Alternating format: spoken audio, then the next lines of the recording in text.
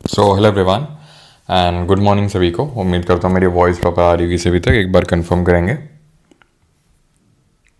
हाँ जी, तो सारी चीज़ें प्रॉपर हैं तो स्टार्ट किया जाए फिर आज का लेक्चर, जो कि रहने वाला लेक्चर नंबर 6, जिसमें आज गांधी जी को हम बुलाएंगे। ठीक है, और गांधी जी के बारे में आज जानने को मिलेगा आपको। ठीक है, और आज गाइस आपको पता चलेगा गांधी जी की सच्चाई। ठीक है,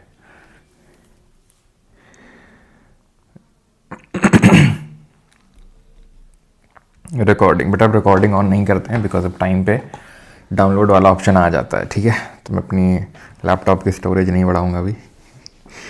ठीक है, मतलब राधे राधे राधे राधे सभी को। ओके, रिकॉर्डिंग का नहीं अभी करना है, पर माँ तो टाइम पे आ जाते हैं। गांधी जी ने लेट कर दिया, वही तो गांधी जी बोल रहे हैं चलो भाई टाइम हो गया है, लेकिन नहीं बोल रहे रुक जाओ थोड़ा सा। तो खैर कोई नहीं, लेक्चर नंबर 6 स्टार्ट करते हैं, लेकिन उससे पहले लेक्चर नंबर 5 का रिवीजन कर लेते हैं। Guys consider the following statement regarding the partition of Bengal. The partition came into effect on 16th October 1905 during the viceroyalty of Lord Curzon. Okay, yes, the partition was annulled in 1911 by Lord Chelmsford. क्या चेल्मसफोर्ड था? नहीं भाई, Hardinge था। कौन था? Hardinge था। Hardinge जैसा कोई हार्डिच नहीं है, तो आंसर क्या हो जाएगा? Only one. गले में किच। Consider the following statement regarding the first INC session. It was held in Bombay in 1885 at Gokul Das Tejpal Sanskrit College. पहला जो सेशन है वो क्या यहीं पे हुआ था? जी हाँ दोस्तों, ठीक है। पहले तो होना था पूना में, लेकिन प्लेग फैल गया जिसकी वजह से फिर इसको शिफ्ट करना पड़ा 1883 के टाइम पे, मतलब 1885 के टाइम पे ही पूना में काफ़ी जोर का प्लेग फैल गया जिसकी वजह से इसको शिफ्ट करना पड़ा। ठीक है, and it was presided over by no Allan Octavian Hume ने नहीं किया था। किसने किया था? Womesh Chandra Banerjee. Okay, so C one only. पहला मुस्लिम प्रेसिडेंट बताइए, पहला अंग्रेज प्रेसिडेंट बताइए, पहली विमेन प्रेसिडेंट बताइए, और कौन से सेशन को प्रिसाइड किया था, कहाँ हुआ था सेशन वो। So consider the following statement regarding the swadeshi movement. तो स्वदेशी आंदोलन को लेके यहाँ पर आपको कुछ कथनों पर विचार करना है। It was launched as a reaction to the partition of Bengal. भाई बंगाल विभाजन के विरोध में शुरू किया गया था। अच्छा। स्वदेशी मूवमेंट जो है reaction of partition of Bengal, बिल्कुल। The formal proclamation of the swadeshi movement was made on 7 August 1905 at the Calcutta town hall. ये भी सही ऑप्शन नंबर है, बोथ है 1 and 2। Okay, first Muslim Badruddin Tyabji 1887 में जो सेशन हुआ था, तीसरा सेशन मद्रास में, उसको जॉर्ज यूल ने प्रिसाइड किया था इसको 1888 इलाहाबाद। और विमेन थी एनी बेसेंट 1917 कैलकाटा। 1925 में सरोजनी नायडू कानपुर में, जिन्होंने पहली इंडियन विमेन प्रेसिडेंट बनी थी कांग्रेस की। Consider the following statement regarding the partition of Bengal. Partition was announced by Curzon, बिल्कुल। One of the main objectives of the partition was administrative convenience due to the large size of Bengal presidency. Yes, बोला तो इन लोगों ने ही था कि administrative convenience की वजह से हम ऐसा डिवीजन कर रहे हैं। ठीक है, consider the following statement about the effects of the partition of Bengal. Bengal विभाजन के प्रभावों के संदर्भ में निम्नलिखित कथनों पर विचार करें। The partition led to the rise of swadeshi and boycott movements. Yes, the partition was permanently implemented and never annulled by the British government. नहीं, 1911 में we know कि दिल्ली दरबार ऑर्गेनाइज किया गया था, which was the third Delhi दरबार and the last one। पहला वाला 1877 में हुआ था,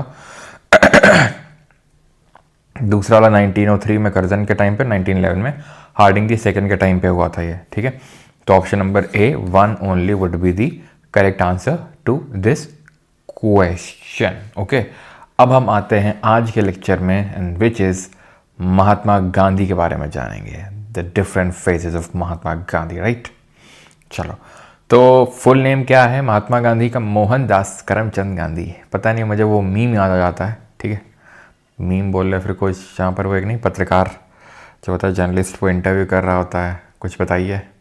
गांधी जी बहुत अच्छे इंसान थे। उनका पूरा नाम सुना तुमने वो? क्यों?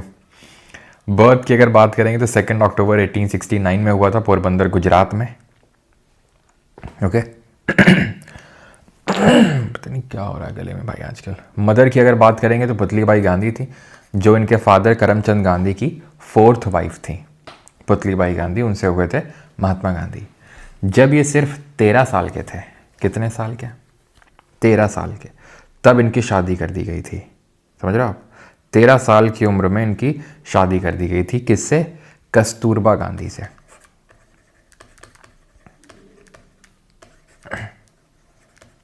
ठीक है, सिर्फ 13 ईयर्स की एज में। फिर 1869 में इनका जन्म होता है। फिर उसके बाद ये 1888 में जाते हैं, पता है कहाँ पे? लंदन में जाते हैं। क्यों? लॉ की पढ़ाई करना है। तो यानी कि ये गरीब घर से तो बिल्कुल नहीं थे। इनफैक्ट इनके जो फादर थे ये एक दीवान थे। गुजरात के रूलर थे, उनके अंडर में दीवान थे ये। तो इंग्लैंड इनको भेजा जाता है लॉ की पढ़ाई करने के लिए, है ना। हाँ, वैसे गरीब जैसे बिल्कुल हो सकते हैं जैसे कि अपने अमिताभ बच्चन जैसे गरीब घर से बिलोंग करते हैं, है ना। उसी तरीके के गरीब आप बोल सकते हैं गांधी जी को। ठीक है, तो खैर इंग्लैंड की अगर बात करेंगे तो इंग्लैंड जाते हैं लॉ की पढ़ाई करने के लिए। एंड लॉशिप उनकी वहाँ चलती नहीं, रजिस्टर तो करते हैं वहाँ की कोर्ट्स में लॉ प्रैक्टिस करने के लिए, लेकिन चल पाती नहीं है। ठीक है, पर्सनालिटी उतनी तगड़ी नहीं थी और आवाज़ भी उतनी तगड़ी नहीं थी, जिसकी वजह से ये अभी, और क्योंकि अभी लॉ की पढ़ाई भी ख़त्म करी थी तो उतनी ज़्यादा यहाँ पे चलती नहीं। ये क्या करते हैं, वापस आते हैं। कब वापस आते हैं ये? तो 1893 में ही रिटर्न्स टू इंडिया। 1893 में रिटर्न करते हैं। ठीक है, और बॉम्बे में, ठीक है, अपनी लॉशिप करना शुरू करते हैं बॉम्बे में। तभी एक साउथ अफ्रीका का गुजराती था जिसका नाम था दादा अब्दुल्ला। क्या नाम था? दादा अब्दुल्ला झावेरी। दादा अब्दुल्ला झावेरी इसका नाम था। इसका कोई तो फैमिली डिस्प्यूट चल रहा था साउथ अफ्रीका में, रिजॉल्व कर नहीं पा रहा था। इसको एक ऐसे लॉयर की ज़रूरत थी जो कि अंग्रेजी भी जानता हो और गुजराती भी जानता हो, सो दैट वो जो बताए लॉयर को गुजराती में वो प्रॉपर तरीके से इंग्लिश में जजेस को कम्युनिकेट कर दे। क्यों? क्योंकि ये जहाँ पे था वो साउथ अफ्रीका था। और साउथ अफ्रीका में वहाँ पर भी ब्रिटिशर्स का रूल था जैसे इंडिया में था। ठीक, तो इस वजह से गांधी जी में उनको एकदम आइडियल मैन दिखा and was like you, yes you, white cloth, कम है। ठीक है, तो इनको लेकर जाते हैं दादा अब्दुल्ला झावेरी जी। कहाँ पर? साउथ अफ्रीका में। और साउथ अफ्रीका में इनका केस सॉल्व कर देते हैं। ऐसे और भी बहुत लोगों के केस चल रहे होते हैं जो कि गुजरात से साउथ अफ्रीका में, तो उनके भी केसेस सॉल्व करते हैं। तो यहाँ पे इनके लिए काइंड ऑफ आहा मोमेंट था। किसके लिए? गांधी जी के लिए। ठीक है, तो गांधी जी बनाते हैं इसको और भी कुछ यहाँ पे काम करते हैं। जैसे कि यहाँ पे गांधी जी 1894 में ही नेटल इंडियन कांग्रेस की स्थापना करते हैं। किसकी? नेटल इंडियन कांग्रेस की। क्यों करते हैं? Against the racial discrimination carried out towards the Indian and south Africa. तो आपने वो ज़रूर सुनी होगी, इनको ट्रेन से फेंक दिया गया था। तो स्टोरी एक्चुअल में ऐसी थी, जब ये 1893 में गए थे साउथ अफ्रीका तो इनको प्रिटोरिया जाना था। प्रिटोरिया एक जगह है साउथ अफ्रीका में, तो वहाँ के लिए जब इन्होंने ट्रेन ली, ठीक है, तो ये फर्स्ट क्लास अपार्टमेंट में चढ़ गए। टिकट तो इनके पास फर्स्ट क्लास की थी, लेकिन इनको ये नहीं पता कि फर्स्ट क्लास में सिर्फ ब्रिटिशर्स अलाउड होते हैं। इंडियंस एंड डॉग्स एंड खासकर नॉन वाइट जो हैं, चाहे वो कोई भी हो, वो अलाउड नहीं होते हैं फर्स्ट क्लास में, चाहे आपके पास भले ही टिकट क्यों ना हो। वहाँ पे सिर्फ गोरे लोग, जो कि मेनली ब्रिटिशर्स थे, वही अलाउड होते हैं, यूरोपियंस एक तरीके से, ब्रिटिशर या फिर कोई यूरोपियन। तो अगर आप साउथ अफ्रीका में देखते हैं, ठीक है, साउथ अफ्रीका को आप उनकी क्रिकेट टीम से जानते होंगे। ठीक है, आई थिंक हमें से सभी लोग साउथ अफ्रीका को उनकी क्रिकेट टीम के से जानते हैं। AB डिविलियर्स, मॉर्ने मॉर्कल आज, है ना, आज जो हमारी इंडियन क्रिकेट टीम है उसका बॉलिंग कोच भी है। वहीं पे एक दूसरे कुछ साउथ अफ्रीका के प्लेयर होते हैं, जैसे कि कागिसो रबाडा, जैसे कि वो इनका जो टीम का जो कैप्टन है, क्या नाम है उसका, क्या नाम है इनके कैप्टन का, जो छोटी हाइट का है। तो ये सब लोग अगर आप देखो तो ऐसा लगेगा ये अलग अलग कैसे हैं, वो एकदम गोरे लंबे चौड़े हैं, ये एकदम मतलब काइंड ऑफ ब्लैक पीपल है। तो एक्चुअल में जो ब्लैक है ना, ये हैं एक्चुअल साउथ अफ्रीका के नेटिव्स। ये जो AB डिविलियर्स, ये मॉर्कल वगैरह हैं, ये सब तो यूरोपियंस है, जो वहाँ पे जैसे हमारे यहाँ ब्रिटिशर्स आए थे ट्रेड करने, वैसे वहाँ पे भी गए थे ट्रेड करने और वहाँ पे रूल करने लगे, जैसे हमारे यहाँ पे रूल कर रहे थे। और आज दिन तक टिल डेट साउथ अफ्रीका में रेसिज्म प्रैक्टिस होता है। देर आर सेपरेट कॉलोनीज जहाँ पे वाइट पीपल रहेंगे, जहाँ पे ब्लैक पीपल रहेंगे। आज भी ये प्रैक्टिस होता है साउथ अफ्रीका में। तो जो कगिसो रबाडा जो ब्लैक पीपल हैं, ये सब लोग इनकी है एक्चुअल में साउथ अफ्रीका कंट्री। ये तो बाहरी हैं सब, ये जो गोरे हैं, ए बी डिविलियर्स, ये सब मॉर्कल टाइप के लोग, ठीक है। तो प्रिटोरिया में इनको क्या किया गया, जब इन्होंने बोला कि भाई मेरे पास तो टिकट है, तो बोला नहीं नहीं टिकट से कोई बात नहीं है, ठीक है आप निकल रहे हैं, यहाँ से नहीं गए तो इनको धक्के मार के प्लेटफॉर्म में उतार दिया गया, फेंक दिया गया, जो भी आप बोले इनका सामान भी फेंक दिया गया। वहाँ से गांधी जी ने जो है बदले की इनमें जो है आंखों में जैसे नहीं नागिन के बन जाता है, तो बदले की भावना जो है गांधी जी में जाग उठी अभी। बदला या फिर सबको मैं हक दिला के रहूँगा, क्योंकि अगर मेरे साथ हुआ है तो और लोगों के साथ होता होगा। इनफैक्ट लेकिन ये बात एक इंटरेस्टिंग फैक्ट है, गांधी जी पहले रेसिज्म का सपोर्ट करते थे, ठीक है। इसके काफ़ी सारे एविडेंसेस मिलते हैं कि पहले रेसिज्म का सपोर्ट करते थे, लेकिन जब खुद पे आई तब इनको पेन फील हुआ, ठीक है। जैसे कि आज हमारे आसपास कितनी गलत चीज़ें होती रहती हैं, लेकिन हमें कोई फ़र्क नहीं पड़ता है। कोई पानी में डूब के मर जाता है, ठीक है, हमारी उम्र का लड़का, और है ना, जो हम लोग, क्योंकि आप में से सभी लोग कितने होंगे, कोई ठीक है 20 के भी होंगे, है ना, 24-25, तो आपको पता है नोएडा में वो 27 की उम्र का लड़का, ठीक है, डूब के मर गया, किसी को कोई फ़र्क नहीं पड़ता। क्यों? क्योंकि हमारे साथ नहीं हुआ ना, या हमारे किसी लव्ड वन के साथ नहीं हुआ, तो हमारी ज़िंदगी चलती रहेगी। जब हमारे साथ होगा तब हमें पता चलता है कि हाँ दर्द कितना होता है किसी को खोने का, है ना। तो खैर, तो उसी तरीके का दर्द हुआ हमारे गांधी जी को।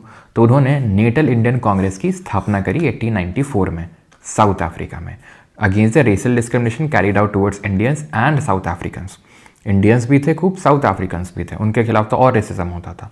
He started Indian opinion newspaper की उन्होंने शुरुआत करी 1903 की बात है, ठीक है। और पहले मैं आपको बता दूं 1894 में नेटल इंडियन कांग्रेस की स्थापना करी, हक दिलाया थोड़ा बहुत लोगों को, लेकिन उसके बाद 1896 में ये वापस फिर से भारत चले आते हैं। 1896 में, इतना डिटेल में पूछेगा नहीं, बस बता रहा हूँ मैं आपको। जब वापस चले आते हैं तो उसके बाद फिर से नेटल इंडियन कांग्रेस के जो सदस्य होते हैं वो बुलाते हैं, गांधी जी तुम्हारी बहुत नीड है यहाँ पे, ठीक है, ऑलराइट। भाई हमारी उम्र का मतलब ये है कि आप में से कितने लोग होंगे ऐसे होंगे 27 के, 24 के, 25 के, तो ऑलमोस्ट हम ही उम्र बोलेंगे ना, या फिर जब 27 के होगे तभी मानोगे नहीं नहीं वो तो हमसे बड़ा था 1 साल, ठीक है, ऐसे तभी मानोगे ना। आप लोग की उम्र कितनी होगी, ऐसी होगी लगभग 24-25 on an average I think, ठीक है। तो उसी उम्र का लड़का आप देखिए, ठीक है, उसकी डेथ हो जाती है एंड किसी को इतनी परवाह नहीं है कि कोई उसको बचाए, okay. This is a very kind of वैसी चीज़। डीएमबी ज्ञानेश कुमार जी की बेटी है, ऐसी चीज़ें साझा करनी चाहिए क्या? खैर, he also set up Phoenix farm 1904 में। फीनिक्स फार्म 1904 में फीनिक्स फार्म सेटअप करते हैं ये, ठीक है। और 1904 में it is not Phoenix farm, actually में it is Phoenix settlement, farm भी बोल सकते हैं लेकिन इट इज़, ठीक है, मोर इम्पॉर्टेंटली फीनिक्स सेटलमेंट, ठीक है। तो 1904 में फीनिक्स सेटलमेंट बनता है, एंड जो टॉल्स्टॉय फार्म है ये 1910 में बनता है।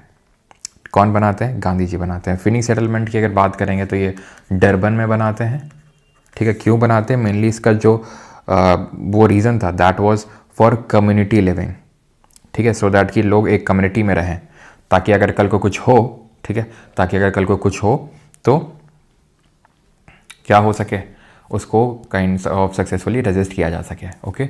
टॉल्स्टॉय फार्म की अगर बात करेंगे, ठीक है, टॉल्स्टॉय फार्म की, तो ये गांधी जी ने लियो टॉल्स्टॉय से इंस्पायर होकर बनाया था, और यहीं से ही, ठीक है, लियो जो टॉल्स्टॉय थे, जो कि एक राइटर थे, इनसे गांधी जी बहुत इंस्पिरेशन ड्रॉ करते थे। इनफैक्ट इन्हीं से ही, दैट इज़ लियो टॉल्स्टॉय से ही गांधी जी को प्रेरणा मिली कि वो सत्याग्रह का यूज़ करें। वो नॉन वायलेंस की जो प्रेरणा है गांधी जी की, वो लियो टॉल्स्टॉय से ही निकल के आती है।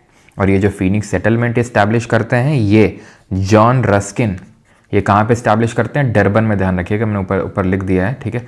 तो जॉन रस्किन करके एक ऑथर हुआ, उससे इंस्पायर होके उसकी जो एक किताब एक थी, अनटू द लास्ट, ठीक है, अनटू दिस लास्ट, इससे इंस्पायर होके फीनिक्स सेटलमेंट की स्थापना करी। और टॉल्स्टॉय से इंस्पायर होकर उन्होंने सत्याग्रह का एक तरीके से यूज़ किया कि किस तरीके से आपके अकेले शहादत देने से नहीं हो जाएगा, आपको मासेस को मोबिलाइज करना है। मासेस को मोबिलाइज करने के लिए पहले थोड़ा सा लोगों के दिलों में जगह बनाओ, उनका दिल जीतो। जब दिल जीतोगे तब वो आपकी बात मानेंगे, जब वो आपकी बात मानेंगे तब आप उनको भीड़ में बुला सकते हो, मोबिलाइज कर सकते हो। तो ये लियो टॉल्स्टॉय से उन्होंने सीखा।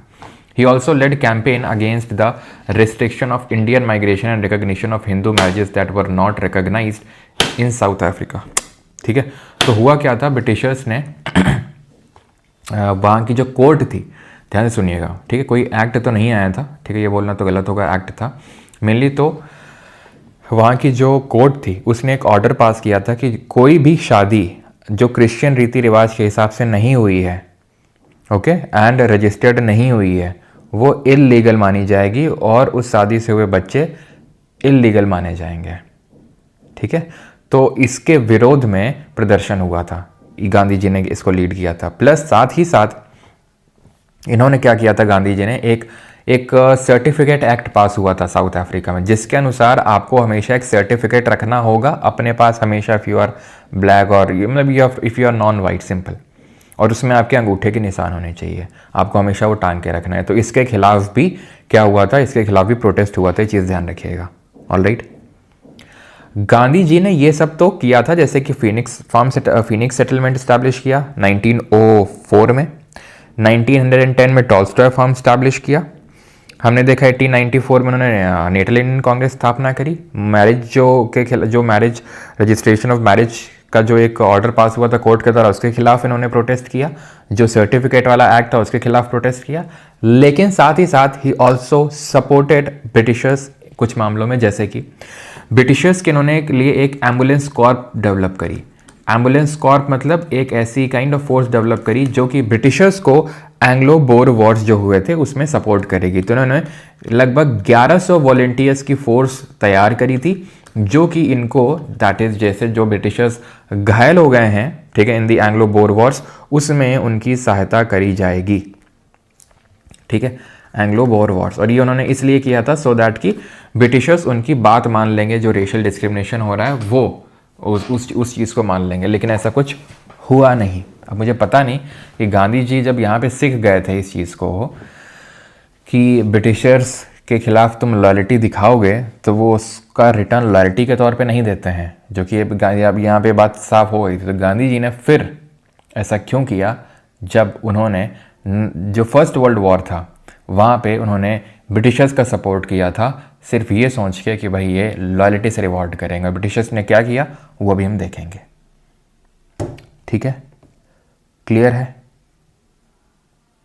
ओके, ठीक है। तो एंग्लो बोर वॉर्स का मतलब क्या है, अंग्रेजों के बीच में, और बोर मतलब ऐसे समझ लो कि एक काइंड ऑफ कम्युनिटी है। ठीक है, बोर रिपब्लिक्स हैं जो साउथ अफ्रीका के हैं, जो ब्रिटिशर्स के खिलाफ युद्ध छेड़ के रखा था उन्होंने। ठीक है, युद्ध छेड़ कर उन्होंने रखा था उनके खिलाफ।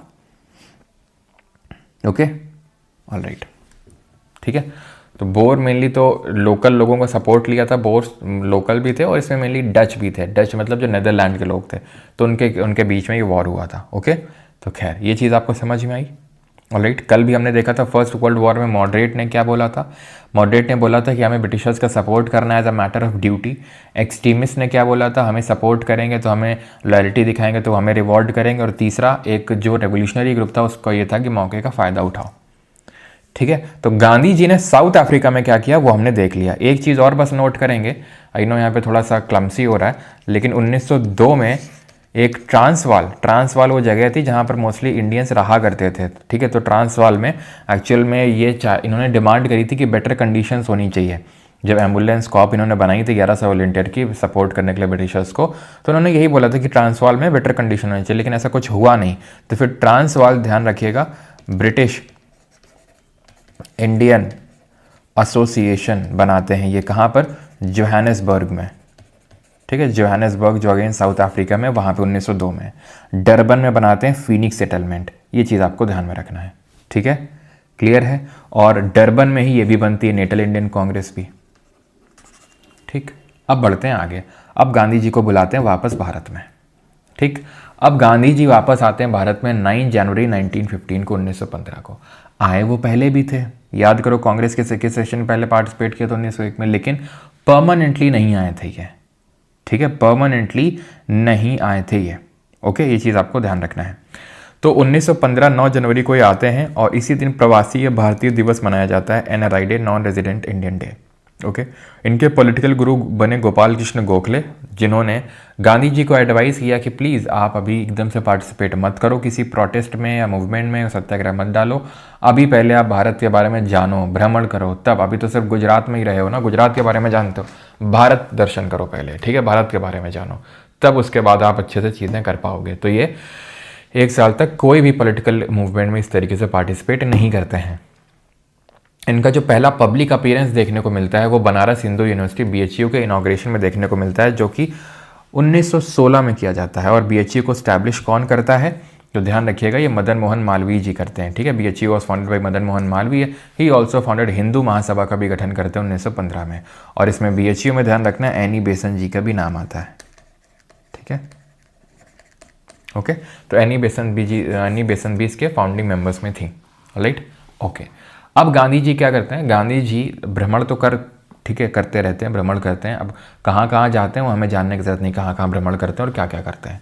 खैर, तो बुक्स जो लिखी हैं वो ध्यान रखिएगा, हिंद स्वराज, और इनकी जो ऑटोबायोग्राफी है that is my experiments with truth, also known as India home rule के नाम से जानी जाती है Hind Swaraj, very road that the British rule in India was a result of cooperation extended by Indians, ठीक है, कि ब्रिटिश रूल जो है, ब्रिटिशर्स भारत में इसलिए राज कर पा रहे हैं क्योंकि इंडियंस ने क्या कर रखा है, अपना कॉपरेशन दे रखा है। अगर कॉपरेशन हटा लेंगे तो ब्रिटिशर्स यहाँ पे टिक नहीं पाएंगे। इसीलिए गांधी जी अभी आगे चल के नॉन कोऑपरेशन मूवमेंट यानी असहयोग आंदोलन लॉन्च करेंगे। और ये इनकी ऑटोबायोग्राफी है। क्लास 8 से मुझे पता है हमारे सिलेबस में हुआ करती थी, लेकिन वो एकदम ज्यों की त्यों रखी हुई थी, एकदम ऐसे रखी हुई थी कवर अवर चढ़ा के कि जब खोलो तो ऐसा लगता है कि पहली बार खुल रही है। खोला भी 1-2-3 बार गया था, ठीक है, क्योंकि पता नहीं कुछ तो था, इसके मार्क्स नहीं जुड़ते थे या इससे क्वेश्चंस नहीं आते थे, इसलिए जब क्वेश्चन नहीं आता तुम पागल हैं, जब पढ़ेंगे उतनी देर में मैच नहीं खेल लेंगे। ठीक है, तो माई एक्सपेरिमेंट विद ट्रूथ इनकी ऑटोबायोग्राफी है। खैर, क्लास 8 में थी। अब होगी क्रांति, क्योंकि अब तैयारी हो चुकी है। बोलो जय महाकाल, ठीक है। तो होता यह है कि गांधी जी भ्रमण वगैरह करने के बाद अब back to back Gandhi ji 3 movements करते हैं। पहला है Champaran satyagraha. No, this is not the picture from Champaran satyagraha, this is the picture from the Dandi march. ये डांडी मार्च ये पिक्चर है जो कि 1930 में होता है। ये इसके पिक्चर नहीं, ये इनके पोते हैं, ठीक है। खैर, तो यहाँ पे अगर हम बात करेंगे तो फर्स्ट सिविल डिसोबीडियंस मूवमेंट है, ठीक है, ये इसको माना जाता है चंपारण को। राजकुमार शुक्ला ने गांधी जी को इनवाइट किया चंपारण में। पूरा मामला क्या था वो समझिए। चंपारण सत्याग्रह हुआ क्यों था। चंपारण जगह पड़ती है बिहार में। यहाँ के किसानों को बोला गया था कि जितना भी आपका हिस्सा है उसका 3/20 पार्ट ऑफ लैंड में, मान लो 20 जमीन है ये, ठीक है, जमीन का मान लो 20 हिस्सा है, तो उसका जो तीसरा हिस्सा है, ठीक है, तो उसमें आपको इंडिगो कल्टीवेशन करना होगा, यानी आपको नील की खेती करनी होगी, ठीक। अब इसके खिलाफ थे वहाँ के जो किसान थे। क्यों? क्योंकि उनका ये मानना था कि अगर हम इंडिगो कल्टीवेट कर देंगे, नील की खेती, उसमें एक तो पानी बहुत लगता है, ऊपर से हम अपने खाने के लिए कहाँ से उगाएंगे, ठीक। और हुआ ये था कि जो जर्मन डाई थी, ठीक है, जो जर्मन डाई थी, ठीक है, वहाँ पे सिंथेटिक डाई बनने लगी थी। तो सिंथेटिक होने की वजह से वो बहुत ही सस्ते में अवेलेबल हो जाती थी, ठीक है। तो जो नेचुरल डाई होती थी उसके अच्छे खासे पैसे नहीं मिलते थे। इसी वजह से इसका जो कल्टीवेशन करना है वो बहुत ही ज़्यादा फ़ायदे का सौदा नहीं था, क्योंकि अच्छा दाम भी नहीं मिलता था इसके लिए, ठीक है, क्योंकि जर्मन सिंथेटिक डाई ने वो कर लिया था वहाँ पे। तो इसके अगेंस्ट में ही यहाँ पे थे किसान। और फिर गांधी जी को इन्वाइट किया था वहाँ के एक लोकल एक्टिविस्ट ने, राजकुमार शुक्ला जिनका नाम था, उन्होंने गांधी जी को बुलाया। और इसमें राजेंद्र प्रसाद जी भी देखने को मिलते हैं, मजरुल हक, JB कृपलानी, ये सब लोग आते हैं। और होता क्या है फिर? होता यह है कि चंपारण एग्रारियन एक्ट पास होता है, अधिनियम 1918 में, जहाँ पे तिनकठिया सिस्टम को अबॉलिश किया जाता है। और ये एक जो नया टैक्स लगाया गया था, बुबाब टैक्स, ठीक है, and illegal collection impose by land lords and peasant, इसको भी ख़त्म किया गया। गांधी जी की ये पहली जीत थी। कमेंट में आपको बताना है कि इंडिगो रिवोल्ट कब हुआ था। ये इंडिगो से एसोसिएटेड है, नाम नहीं है इसका इंडिगो रिवोल्ट। इंडिगो रिवोल्ट मैंने आपको बताया था कब हुआ था, जरा बताइए, और लीडर कौन थे उसमें। तो इंडिगो रिवोल्ट आपका 1859 में, और दिगंबर और विष्णु विश्वास ने इसको लीड किया था। हरीश चंद्र मुखर्जी ने, अगर आपको याद हो तो, उन्होंने हिंदू पैट्रियाट में इसको मेंशन किया था। और नील दर्पण जो प्ले है वो दीनबंधु मित्रा ने कंपोज किया था, और उसको इंग्लिश में किसने कन्वर्ट किया था? माइकल मधुसूदन दत्ता ने। ठीक, तो अच्छा, सिविल डिसोबीडियंस। सिविल डिसोबीडियंस का मतलब होता है जहाँ पे आप डिसओबे करते हो, लॉ को मानने से मना कर देते हो कि हम लॉज आपके डिमांड्स जो हैं वो नहीं मानेंगे, ये होता है disobedience, civil disobedience. Okay, all right. अब मैंने जैसे बताया गांधी जी रुके नहीं, बैक टू बैक उन्होंने 3 मूवमेंट किए। तो पहला तो चंपारण अपन ने पढ़ लिया। अब बात आती है किसकी? अहमदाबाद मिल स्ट्राइक की। तो होता ये है कि अहमदाबाद जो जगह पड़ती है, और अच्छा ये इंडिगो आपका नादिया डिस्ट्रिक्ट में होता है, ध्यान रखना, वेस्ट बंगाल का है। तो अहमदाबाद में जो मिल वर्कर थे, जो मिल में काम किया करते थे, उनका ये कहना था कि भाई देखो, अभी अभी पहला विश्व युद्ध खत्म हुआ है, जिसकी वजह से बहुत बहुत ज़्यादा चीज़ों के दाम बढ़ चुके हैं, बहुत ज़्यादा इन्फ्लेशन हो रखा है। तो प्लीज़ हमारी सैलरी को बढ़ाया जाए। कितने से बढ़ाया जाए? 50% से बढ़ाया जाए। लेकिन जो मिल ओनर्स थे वो कह रहे थे नहीं, सिर्फ 20% तक मैक्सिमम कर पाएंगे, उससे ज़्यादा तो नहीं कर पाएंगे।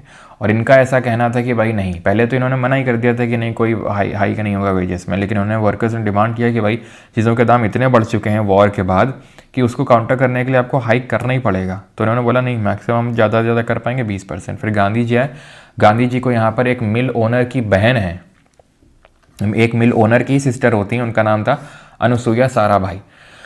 वो गांधी जी को इनवाइट करती हैं, Gandhi ji to Ahmedabad, where textile workers of mill in Ahmedabad fought for economic justice when the mill owners discontinued their plague bonus. तो होता क्या था कि प्लेग बोनस इन लोगों को मिल रहा था, पहले से प्लेग फैला हुआ था, तो उसके लिए इनको बोनस मिल रहा था। अब जो बोनस मिल रहा था वो हटा लिया गया था इनका, मतलब पैसे बढ़ाने के बजाय इनको बोनस भी हटा लिया गया था। ठीक, तो वो बोल रहे थे कि भाई प्लेग बोनस को जो आपने डिसकंटिन्यू कर दिया और ये हमारा हाइक वेजेस में नहीं कर रहे, ये सब नहीं चलेगा, 50% हाइक करो। फिर गांधी जी आते हैं और गांधी जी बीच का रास्ता निकालते हैं, ना तुम्हारी ना हमारी, 35% में कर लो। तो 35% का यहाँ पर होता है, और इसका अंत किया जाता है जो स्ट्राइक चल रही थी उसका, बीच का रास्ता निकाल के। उसके बाद 1918 में लगभग एक हफ्ते बाद ही गांधी जी को फिर जाना पड़ता है खेड़ा में, जो कि उनका होम टाउन, मतलब home town in the sense कि होम जो स्टेट है उनकी, दैट इज़ गुजरात, वहीं पे है खेड़ा। तो फर्स्ट नॉन कोऑपरेशन, जैसे ये है आपका फर्स्ट हंगर स्ट्राइक है, पहली भूख हड़ताल करी गई गांधी जी के द्वारा यहाँ पर। और यहाँ पे पहला नॉन कोऑपरेशन के, ब्रिटिशर्स के साथ कोऑपरेट मत करो। ठीक है, अब हुआ क्या था, जो खेड़ा डिस्ट्रिक्ट है गुजरात में, यहाँ के जो किसान थे उनका ये कहना था कि इस साल जो है फेमाइन हो गया है, अकाल आ गया है, जिसकी वजह से हमारी फसल बिल्कुल अच्छी नहीं हो पाई है, साथ ही साथ प्लेग फैल गया है। तो प्लीज़ जो टैक्स इस साल का है वो माफ़ किया जाए। ब्रिटिशर्स बोल रहे थे कोई फेमाइन अमाइन नहीं आया है, अच्छी फसल उपज हुई है, हमें पूरा टैक्स चाहिए। गांधी जी फिर आए।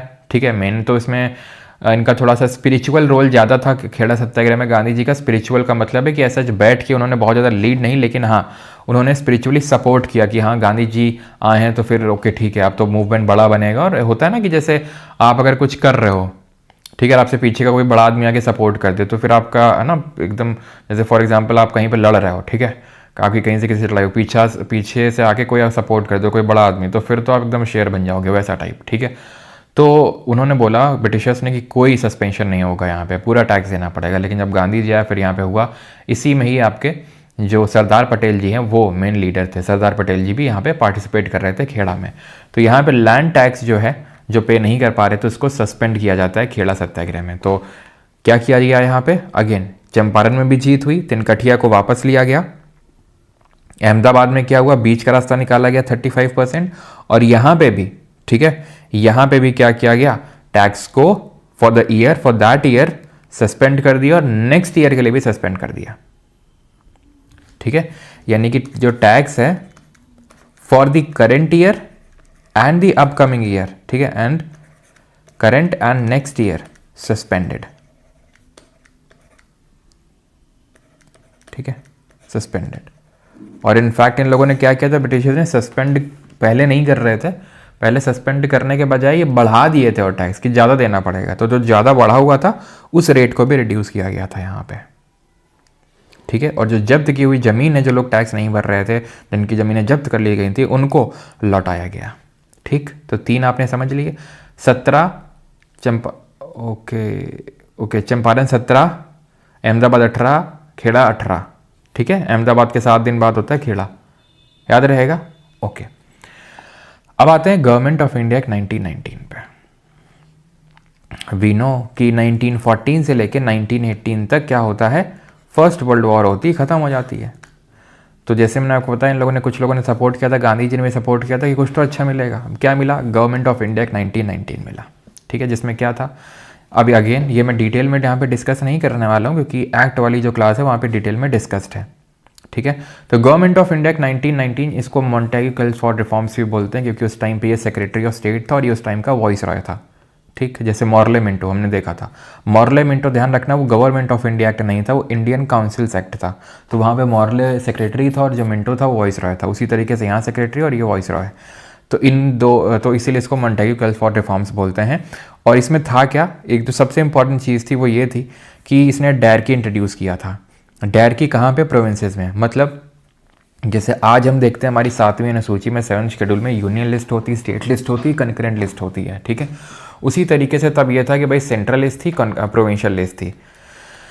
सेंट्रल लॉ बनाएगा, यहाँ प्रोविंसेस लॉ बनाएंगी। अब इन प्रोविंशियल सब्जेक्ट्स को भी इन्होंने क्या किया, दो पार्ट में डिवाइड कर दिया, रिजर्व्ड और ट्रांसफर्ड, आरक्षित और अनारक्षित। रिजर्व्ड का मतलब ये है कि ये गवर्नर के लिए रिजर्व्ड है और इस पर वही लॉ बना सकता है जिसके लिए वो आंसरेबल नहीं है लेजिस्लेचर में, मतलब वो उस उत्तरदायी नहीं है। ये जो ट्रांसफर सब्जेक्ट हैं जिसमें कि बहुत इंपॉर्टेंट सब्जेक्ट नहीं थे, वो दे दिए गए इंडियन मिनिस्टर्स को कि भाई ठीक है तुम करो और तुम रिस्पॉन्सिबल हो जो भी करोगे उसके लिए काउंसिल के लिए।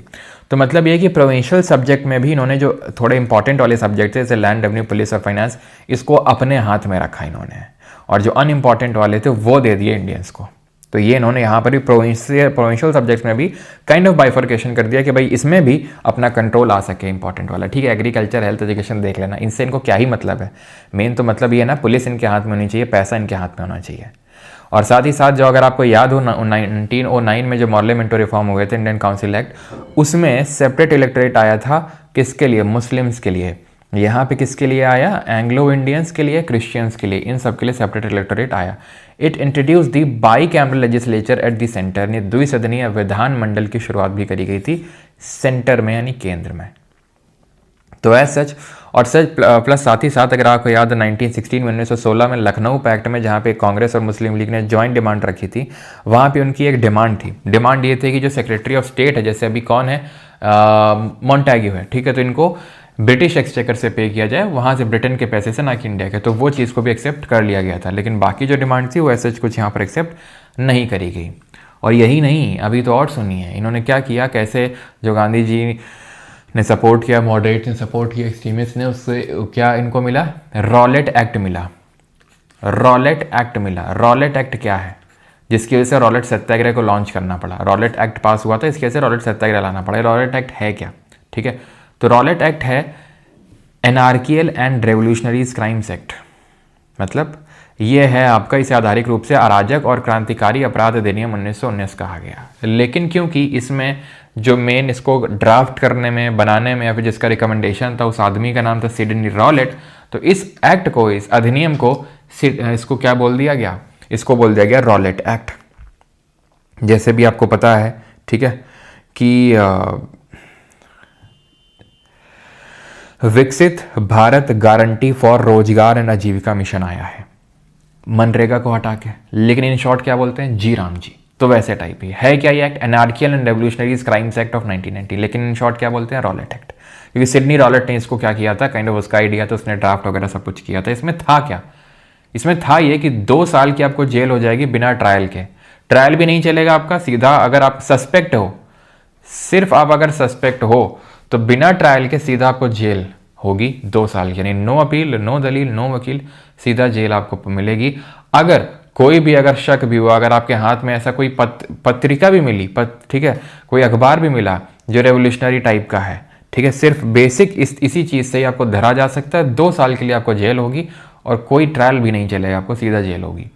ये जो एक्ट है, ये अगर आप याद हो, कल की क्लास में हम देख रहे थे डिफेंस ऑफ इंडिया 1915, जो गदराइट्स को सप्रेस करने बनाया गया था, ताकि वॉर टाइम के लिए ये टेम्पररी एक्ट बनाया गया था, ताकि वॉर टाइम में अगर कोई ऐसा फॉरेनर आता है, रेवोल्यूशनरीज आइडिया स्प्रेड करता है इंडिया में, उसको डिपोर्ट किया जा सके, वापस भेजा जा सके।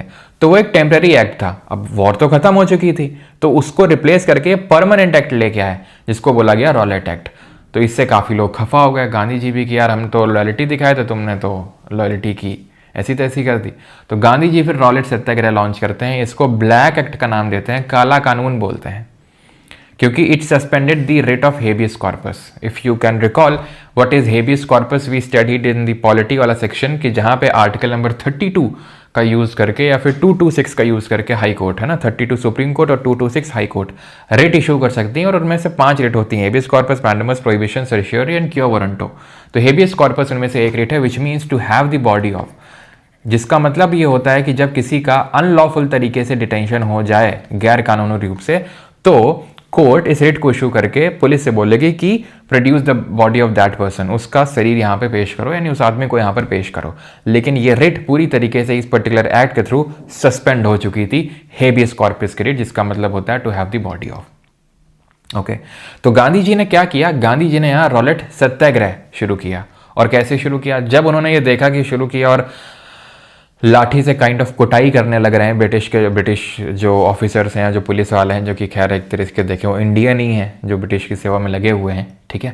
तो फिर गांधी जी ने क्या किया, यहाँ पे एक सत्याग्रह सभा बनाई। मैंने इसके बारे में कल भी आपको बताया था, जो होम रूल लीग बनाई गई थी बाल गंगाधर तिलक जी के द्वारा, तो उसी को एक तरीके से उन्होंने सत्याग्रह सभा बना दिया। फिर उसके जो नए नवयुवक थे उनको लेके एक सत्याग्रह सभा का गठन किया गांधी जी ने। ये चीज़ आपको ध्यान रखनी है, ठीक।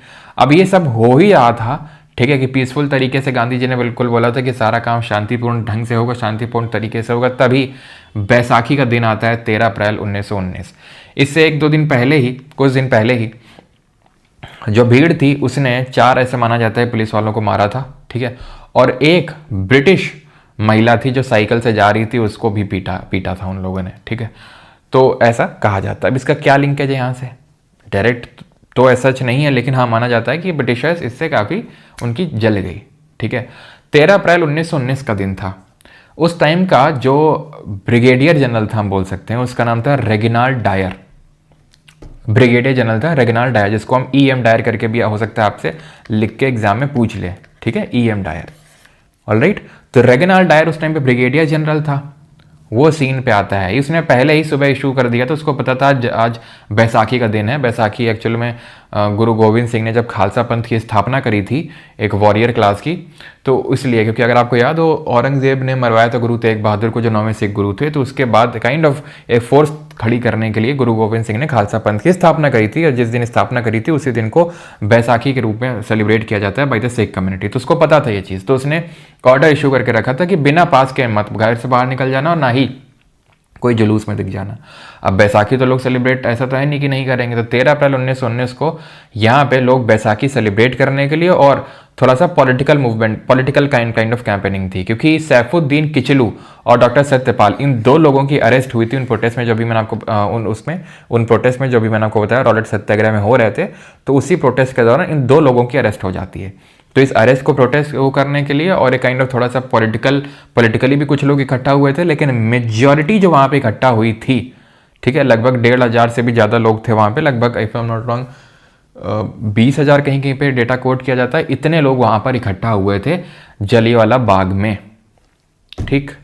रेगिनाल्ड डायर वहाँ पे सीन में आता है, and this bastard closed the only exit gate, ठीक है, जो एकमात्र एग्जिट गेट था उसको ये बंद करता है, और निहत्थे लोगों पे इसने गोली चलाने के निर्देश दे देता है, जो भी इसकी फोर्स थी उसको, जिसकी वजह से उस दिन यानी कि 13 अप्रैल 1919 को अमृतसर के जलियांवाला बाग में एटलीस्ट कम से कम 379 लोगों की डेथ होती है। एटलीस्ट का मतलब मैं ये बोल रहा हूँ इसलिए क्योंकि ये जो डेटा है ये खुद ब्रिटिशर्स ने, ब्रिटिश गवर्नमेंट उस टाइम की जो थी उसने कोट किया था कि ये गलती हो गई और 379 लोग मर गए हैं और काफ़ी लोग इंजर्ड हैं। तो आप ये साफ समझ सकते हैं ये तो गवर्नमेंट के द्वारा डेटा कोट किया गया है, नंबर इससे कहीं ज़्यादा ही होगा।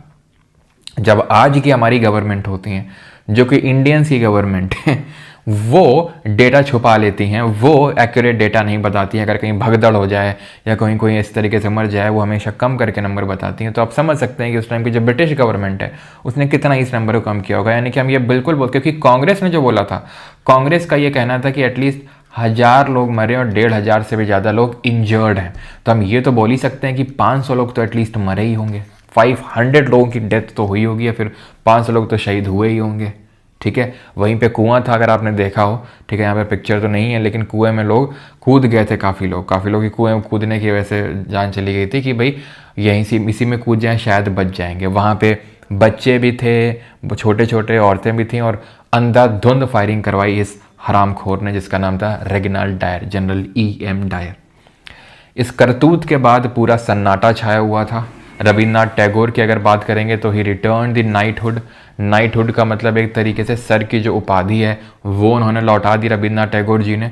गांधी जी, अगर याद हो, वो जो बोर वॉर्स की भी हम चर्चा कर रहे थे, एंग्लो बोर वॉर्स, जहाँ पे गांधी जी ने एक 1100 लोगों की वॉलंटियर्स खड़ी करी थी, एम्बुलेंस कॉप खड़ी करी थी ब्रिटिशर्स को सपोर्ट करने के लिए, तब इनको टाइटल मिला था ब्रिटिशर्स से केसरे हिंद का। वो टाइटल इन्होंने वापस किया और एक हंटर कमीशन करके कमीशन बनाया गया बाय द ब्रिटिशर्स। जब इतना ज़्यादा प्रोटेस्ट हुआ तब हंटर एक कमीशन बनाया गया था ब्रिटिशर्स के द्वारा। रेगिनाल्ड डायर की जो करतूतें हैं उन पे इंक्वायरी करने के लिए इसको बनाया गया। इसमें सिर्फ 3 ही इंडियंस थे, सिर्फ 3 ही भारतीय थे। उन 3 इंडियंस में नाम लिख देता हूँ, कभी क्वेश्चन आया तो नहीं है, लेकिन मुझे लगता है कि कभी भी पूछा जा सकता है।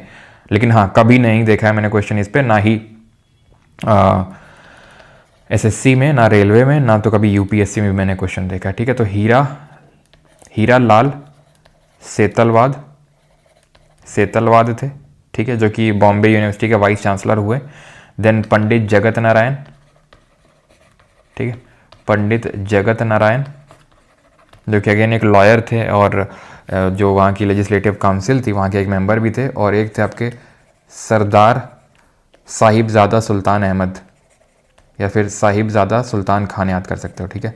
साहिबजादा सुल्तान अहमद खान नाम था पूरा तो वैसे, और ये भी लॉयर थे ग्वालियर से, ठीक है, सुल्तान अहमद। तो ये 3 लोग थे, हीरालाल सेतलवाद, जगत नारायण, सरदार साहिबजादा सुल्तान अहमद। सिर्फ 3 इंडियंस थे और बाकी यहाँ पे ब्रिटिशर्स थे। ये कमेटी ने रेगिनाल्ड डायर की जो करतूत थी उसको कंडेम तो किया, यहाँ गलत किया, लेकिन कोई पेनल्टी इम्पोज नहीं करी उस आदमी को।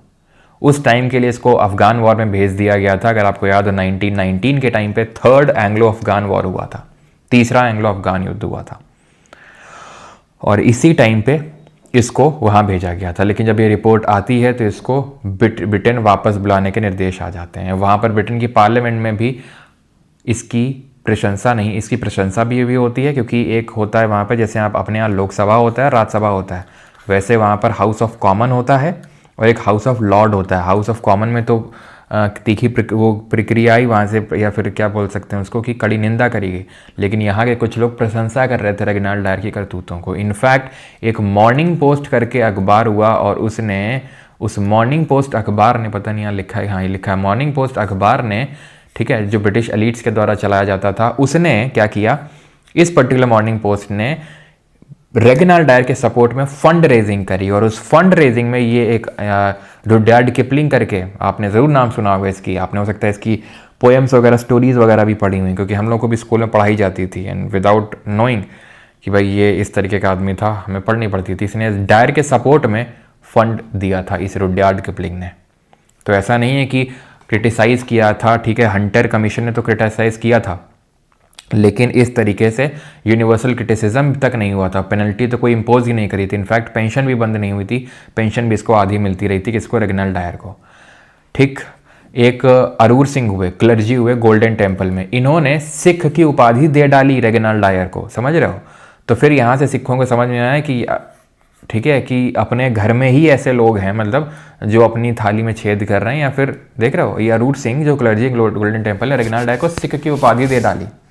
इसलिए फिर सिखों को गुरुद्वारा रिफॉर्म मूवमेंट चलाना पड़ा इस टाइम पे, ठीक है, कि गुरुद्वारों को इन करप्ट जो महंत हैं इनसे फ्री करना है।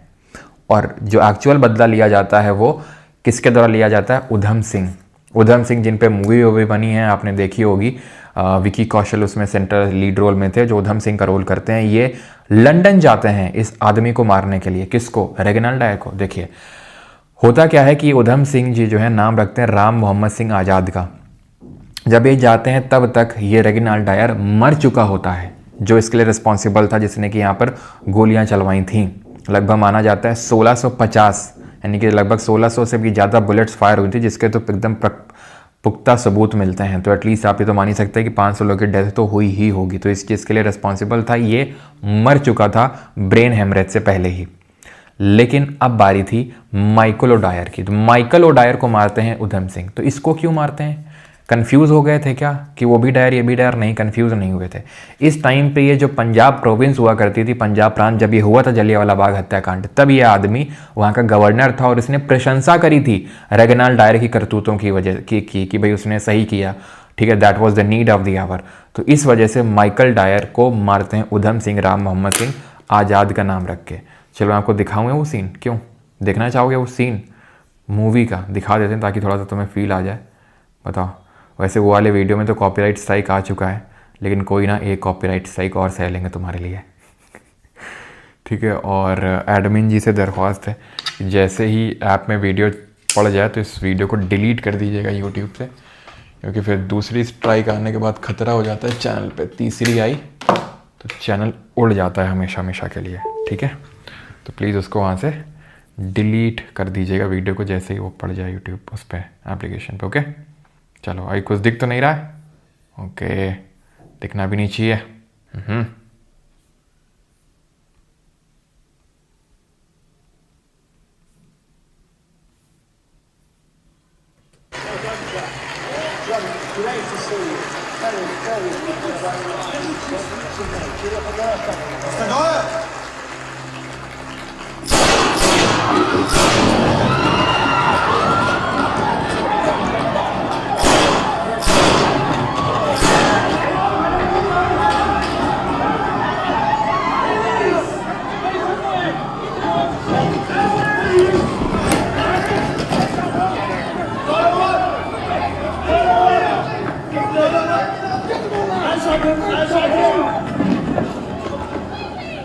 मर गया। खैर, आगे का शब्द मैं नहीं बोलूँगा। तो इस तरीके से हमारे राम मोहम्मद सिंह आज़ाद जी मारते हैं और 1940 में इनको फांसी हो जाती है। इनको लटका दिया था, मतलब इनको मार दिया था बाई ब्रिटिशर्स, फांसी दे दी जाती है। इनके जो एशेज़ हैं ना, वो 1974 में भारत वापस भेजे जाते हैं, 1974, 34 ईयर्स के बाद। खैर, ये जगह कौन सी थी? तो दिस जगह वॉज कैक्सटन हॉल की जगह थी, ठीक है। खैर, अब आते हैं खिलाफत मूवमेंट पे। ये तो था, ठीक है, 1940 में बदल लिया गया था, काफ़ी बाद की बात है अगर आप देखो, ठीक है। तो 1919 में इवेंट होता है, ये वापसी होती है, ठीक है। केसरी हिंद की उपाधि गांधी जी और नाइटहुड की रविन्द्रनाथ टैगोर जी वापस करते हैं। लेकिन अब कुछ तो सिग्निफिकेंट करना था, और सिग्निफिकेंट क्या होता है? खिलाफत मूवमेंट? बिल्कुल नहीं। खिलाफत मूवमेंट का इस पर्टिकुलर इवेंट से, यानी कि जलियांवाला बाग से, कोई लेना देना नहीं था। किससे लेना देना था? इसका लेना देना था वर्ल्ड वॉर 1 से। हुआ यह था, वर्ल्ड वॉर 1 में मैंने आपको कल बताया था, दो पावर्स के बीच में। तो एक साइड था आपका जो तुर्की है, जब तक पहले तो टर्की के नाम से जाना जाता था, ये ऑस्ट्रिया के सपोर्ट में था। ऑस्ट्रिया हो गया, ठीक है, जर्मनी हो गया, इसके सपोर्ट में था, ठीक है। और दूसरी साइड हमारे ब्रिटिशर्स थे और बाकी उनके जो एलाइज थे, रशिया, यूएसए, ये सब। जीतते कौन है? ब्रिटिशर्स जीत जाते हैं यहाँ पे, ब्रिटिशर्स की जीत होती है। और जब ब्रिटिशर्स की जीत होती है, ठीक है, तब ये क्या करते हैं, यहाँ टर्की से, ठीक है, यहाँ खलीफा बैठा करता था, ठीक है, खलीफा। और इस खलीफा को इन लोगों ने यहाँ से हटा दिया। जहाँ जहाँ पे खलीफा का कंट्रोल था, जो रिलीजियस प्लेसेस हैं मुस्लिम्स की, वहाँ से कंट्रोल हटा दिया गया। इससे हर जगह के मुसलमान भड़क गए और इंडिया के मुसलमान भी भड़क गए, जिन्होंने उसके रिस्पॉन्स में खिलाफत आंदोलन की शुरुआत करी 1919 में। यानी कि उसका लेना देना भारत से नहीं है, तुर्की से है, टर्की से, या तुर्की है जो आज का है, ठीक है, क्लियर है। तो वो यहाँ पे लिखा हुआ है कि किस वजह से इसको लॉन्च किया गया है। किसने लॉन्च किया? तो बॉम्बे में ऑल इंडिया खिलाफत कमेटी बनती है मार्च 1919 में, under the leadership of Ali brothers, मौलाना मोहम्मद अली और मौलाना शौकत अली। ये दो अली भाई हैं जिन्होंने इसको लीड किया। और कौन लोग थे इसमें? मौलाना आज़ाद थे, हसरत मोहानी थे और अजमल खान थे, ठीक है। हसरत मोहानी को का नाम मैंने आपको पहले भी बताया था, क्यों बताया था जरा बताओ कमेंट में। तो ये लोगों ने खिलाफत आंदोलन की शुरुआत करी। जब ये हुआ, ठीक है, तो गांधी जी को यहाँ पर एक अपॉर्चुनिटी दिखी, क्योंकि अभी नया नया ताज़ा आपको पता है कि लोगों में आक्रोश भरा है आफ्टर दी जलियांवाला बाग हत्याकांड, after the Jallianwala Bagh massacre, जिनके अवशेष भी अगर आप जाके देखोगे तो जो दिल्ली का म्यूज़ियम है, नेशनल म्यूज़ियम, वहाँ पे रखा हुआ है। मैंने एक बार फ़ोटो भी शेयर करी थी आप लोगों के साथ। तो वहाँ लोगों का भी खून गर्म है, हिंदुओं का भी, और मुसलमान भी अभी भड़के हुए हैं। तो उनको ये लगा था कि ये हिंदू मुस्लिम को जोड़ के एक बड़ा मूवमेंट बनाया जा सकता है। तो गांधी जी ने यहाँ पे क्या किया, नॉन कॉपरेशन मूवमेंट को लॉन्च करने का प्लान बनाया। तो इसलिए इन्होंने ऑल इंडिया खिलाफत जो कॉन्फ्रेंस हुई दिल्ली में नवंबर 1919 में, उसको लीड किया। जो पहली एक कॉन्फ्रेंस हुई थी खिलाफत कमेटी की, उसको गांधी जी ने लीड किया, देख रहे हैं आप। तो इसलिए लीड किया सो दैट कि मुस्लिम्स का सपोर्ट जीता जा सके। This conference was opposed by Congress and Bal Gangadhar तिलक ने इसका पूरा अपोज किया था। ये चीज़ ध्यान रखना, उन्होंने अपोज इसलिए किया था कि भाई मुस्लिम्स के साथ इस तरीके से हमें नहीं करना चाहिए मुस्लिम लीग का, क्योंकि वो अपने कॉज के लिए लड़ रहे हैं, हमारे लिए फिर इंडिया के इस तरीके के कॉज के लिए नहीं है कुछ ऐसा। खैर, फिर भी गांधी जी वहाँ जाते हैं, उसको लीड करते हैं। इसके बाद Gandhi ji non cooperation movement launch कर देते हैं 1920 में। इनिशियली बाल गंगाधर तिलक और कांग्रेस अगेन सपोर्ट में नहीं थे इनके, कि किस तरीके से वो जो उनका विजन था कि ये जो मुसलमान हैं उनको भी साथ में लाया जाए, खिलाफत आंदोलन को साथ में लाया जाए, हम एक यहाँ से नॉन कॉपरेशन मूवमेंट लॉन्च करें। और गांधी जी का यह कहना था कि अगर हिंदूज ने सपोर्ट किया तो 1 साल के अंदर हम यहाँ पे सेल्फ गवर्नमेंट ले लेंगे, काइंड ऑफ डोमिनियन स्टेटस तो ले ही लेंगे 1 साल में। ठीक, तो ये विजन था। इनिशियली तो कांग्रेस ने सपोर्ट नहीं किया, लेकिन बाद में यहाँ पर सितंबर 1920 में, ठीक है, यहाँ से मैं लिखता हूँ, ठीक है, सितंबर 1920 में एक स्पेशल सेशन होता है कांग्रेस का। कांग्रेस के सेशन साल के अंत में होते थे, वो ये सेशन नहीं था, ये इनफैक्ट एक स्पेशल सेशन हुआ था कैलकाटा में। ठीक है, ये एक स्पेशल सेशन हुआ था, कहाँ पर, कैलकाटा में हुआ था ये स्पेशल सेशन। कब हुआ था, सितंबर 1920 में। और यहाँ पर इसको अप्रूव किया गया कि ठीक है आप लॉन्च कर लो। ठीक, लेकिन एक्चुअल में जो एंडोर्समेंट हुई थी वो, क्योंकि ये तो स्पेशल सेशन था, रेगुलर सेशन तो था नहीं, तो रेगुलर सेशन हुआ था नागपुर में 1920 में, दिसंबर की बात है ये। ठीक है, और वहाँ पर जो नागपुर में सेशन हुआ था वहाँ पर फाइनल इसको अप्रूवल मिला, एंडोर्समेंट मिला, क्योंकि अभी क्वेश्चन बना यहाँ पे रिसेंटली किसी तो एग्जाम में।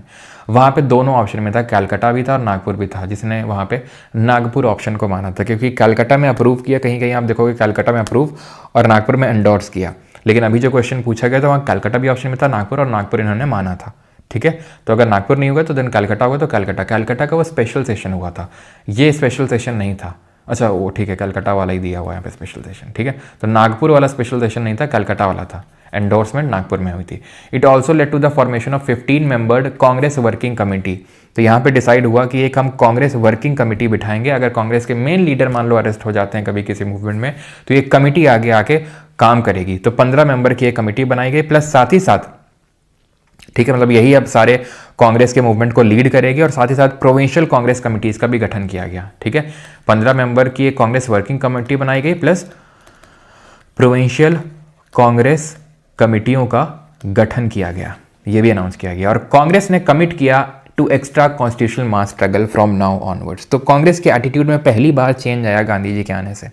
अभी क्या था कि हम अटेन करेंगे सेल्फ गवर्नमेंट को थ्रू कॉन्स्टिट्यूशनल मींस, कॉन्स्टिट्यूशनल तरीके से, लेकिन अभी क्या एक्स्ट्रा कॉन्स्टिट्यूशनल मास स्ट्रगल करेंगे हम अभी। ठीक है, मासेस को भी साथ लेके आएंगे। अभी तक कांग्रेस में था कि नहीं, मासेस को उतने इन्वॉल्वमेंट की जरूरत नहीं है। इसके चलते जिन्ना, एनी बेसंत, ठीक है, बिपिन चंद्र पाल, ये सब लोग यहाँ पे रिजाइन कर देते हैं। काफी लोग एक्टिव पॉलिटिक्स से ही रिटायरमेंट ले लेते हैं। ठीक है, नेशनल पॉलिटिक्स में फिर उनका बहुत कम रोल होता है। जैसे कि ये जो यहाँ पे नाम लिखा हुआ है सुरेंद्र नाथ बनर्जी, ये इंडियन नेशनल लिबरेशन फेडरेशन बना लेते हैं कांग्रेस से रिजाइन करने के बाद। और बाकी लोग भी जैसे रिजाइन कर देते हैं। अभी तक जो जिन्ना था वो कांग्रेस में था, और इसका जिन्ना भी यहाँ से काइंड ऑफ चला जाता है। और यहाँ पे जैसे मैंने आपको बताया, जिन्ना हो गए, एनी बेसंत, जी.एस. खरपड़े, बिपिन चंद्रपाल, इस सब लोग यहाँ से जाते हैं, और सुरेंद्र नाथ बनर्जी अपनी इंडियन नेशनल लिबरेशन फेडरेशन बना लेते हैं। अब बात ये आती है कि ये नॉन कोऑपरेशन में होता क्या है। नाम में ये है नॉन कोऑपरेशन, कोऑपरेट नहीं करेंगे। कैसे कोऑपरेट नहीं करेंगे? तो हम ऐसे कोऑपरेट नहीं करेंगे कि इनके द्वारा बनाई गई किसी चीज़ को, यानी फॉरेन क्लॉथ्स को बॉयकॉट करेंगे, नहीं खरीदेंगे। इनके जो स्कूल कॉलेजेस हैं वहाँ नहीं जाएंगे, बॉयकॉट करेंगे। और साथ ही साथ जो चुनाव है काउंसिल्स के लिए वो भी नहीं लड़ेंगे। ये सब यहाँ पे डिसाइड हुआ था। और इसी के चलते अब आप खुद सोचो, जब ऐसा हो, मान लो कल को गवर्नमेंट बोल दे कि पाकिस्तान के खिलाफ ना युद्ध छेड़ना है, सबसे पहले कौन एक्साइटेड होगा? हम लोग एक्साइटेड होंगे, बिल्कुल। जो यूथ है वो एक्साइटेड होगा, बच्चे एक्साइटेड होंगे। तो उस टाइम पे बहुत काइंड ऑफ सब एकदम बढ़ चढ़ के हिस्सा लिए, जो गांधी जी ने बोला। ठीक है, कि ठीक है हम लोग जो है स्कूल नहीं जाएंगे, तो बच्चे बिल्कुल नहीं जाएंगे स्कूल। ठीक है, वो तो हमारा ऐसा ही मन नहीं था, है ना।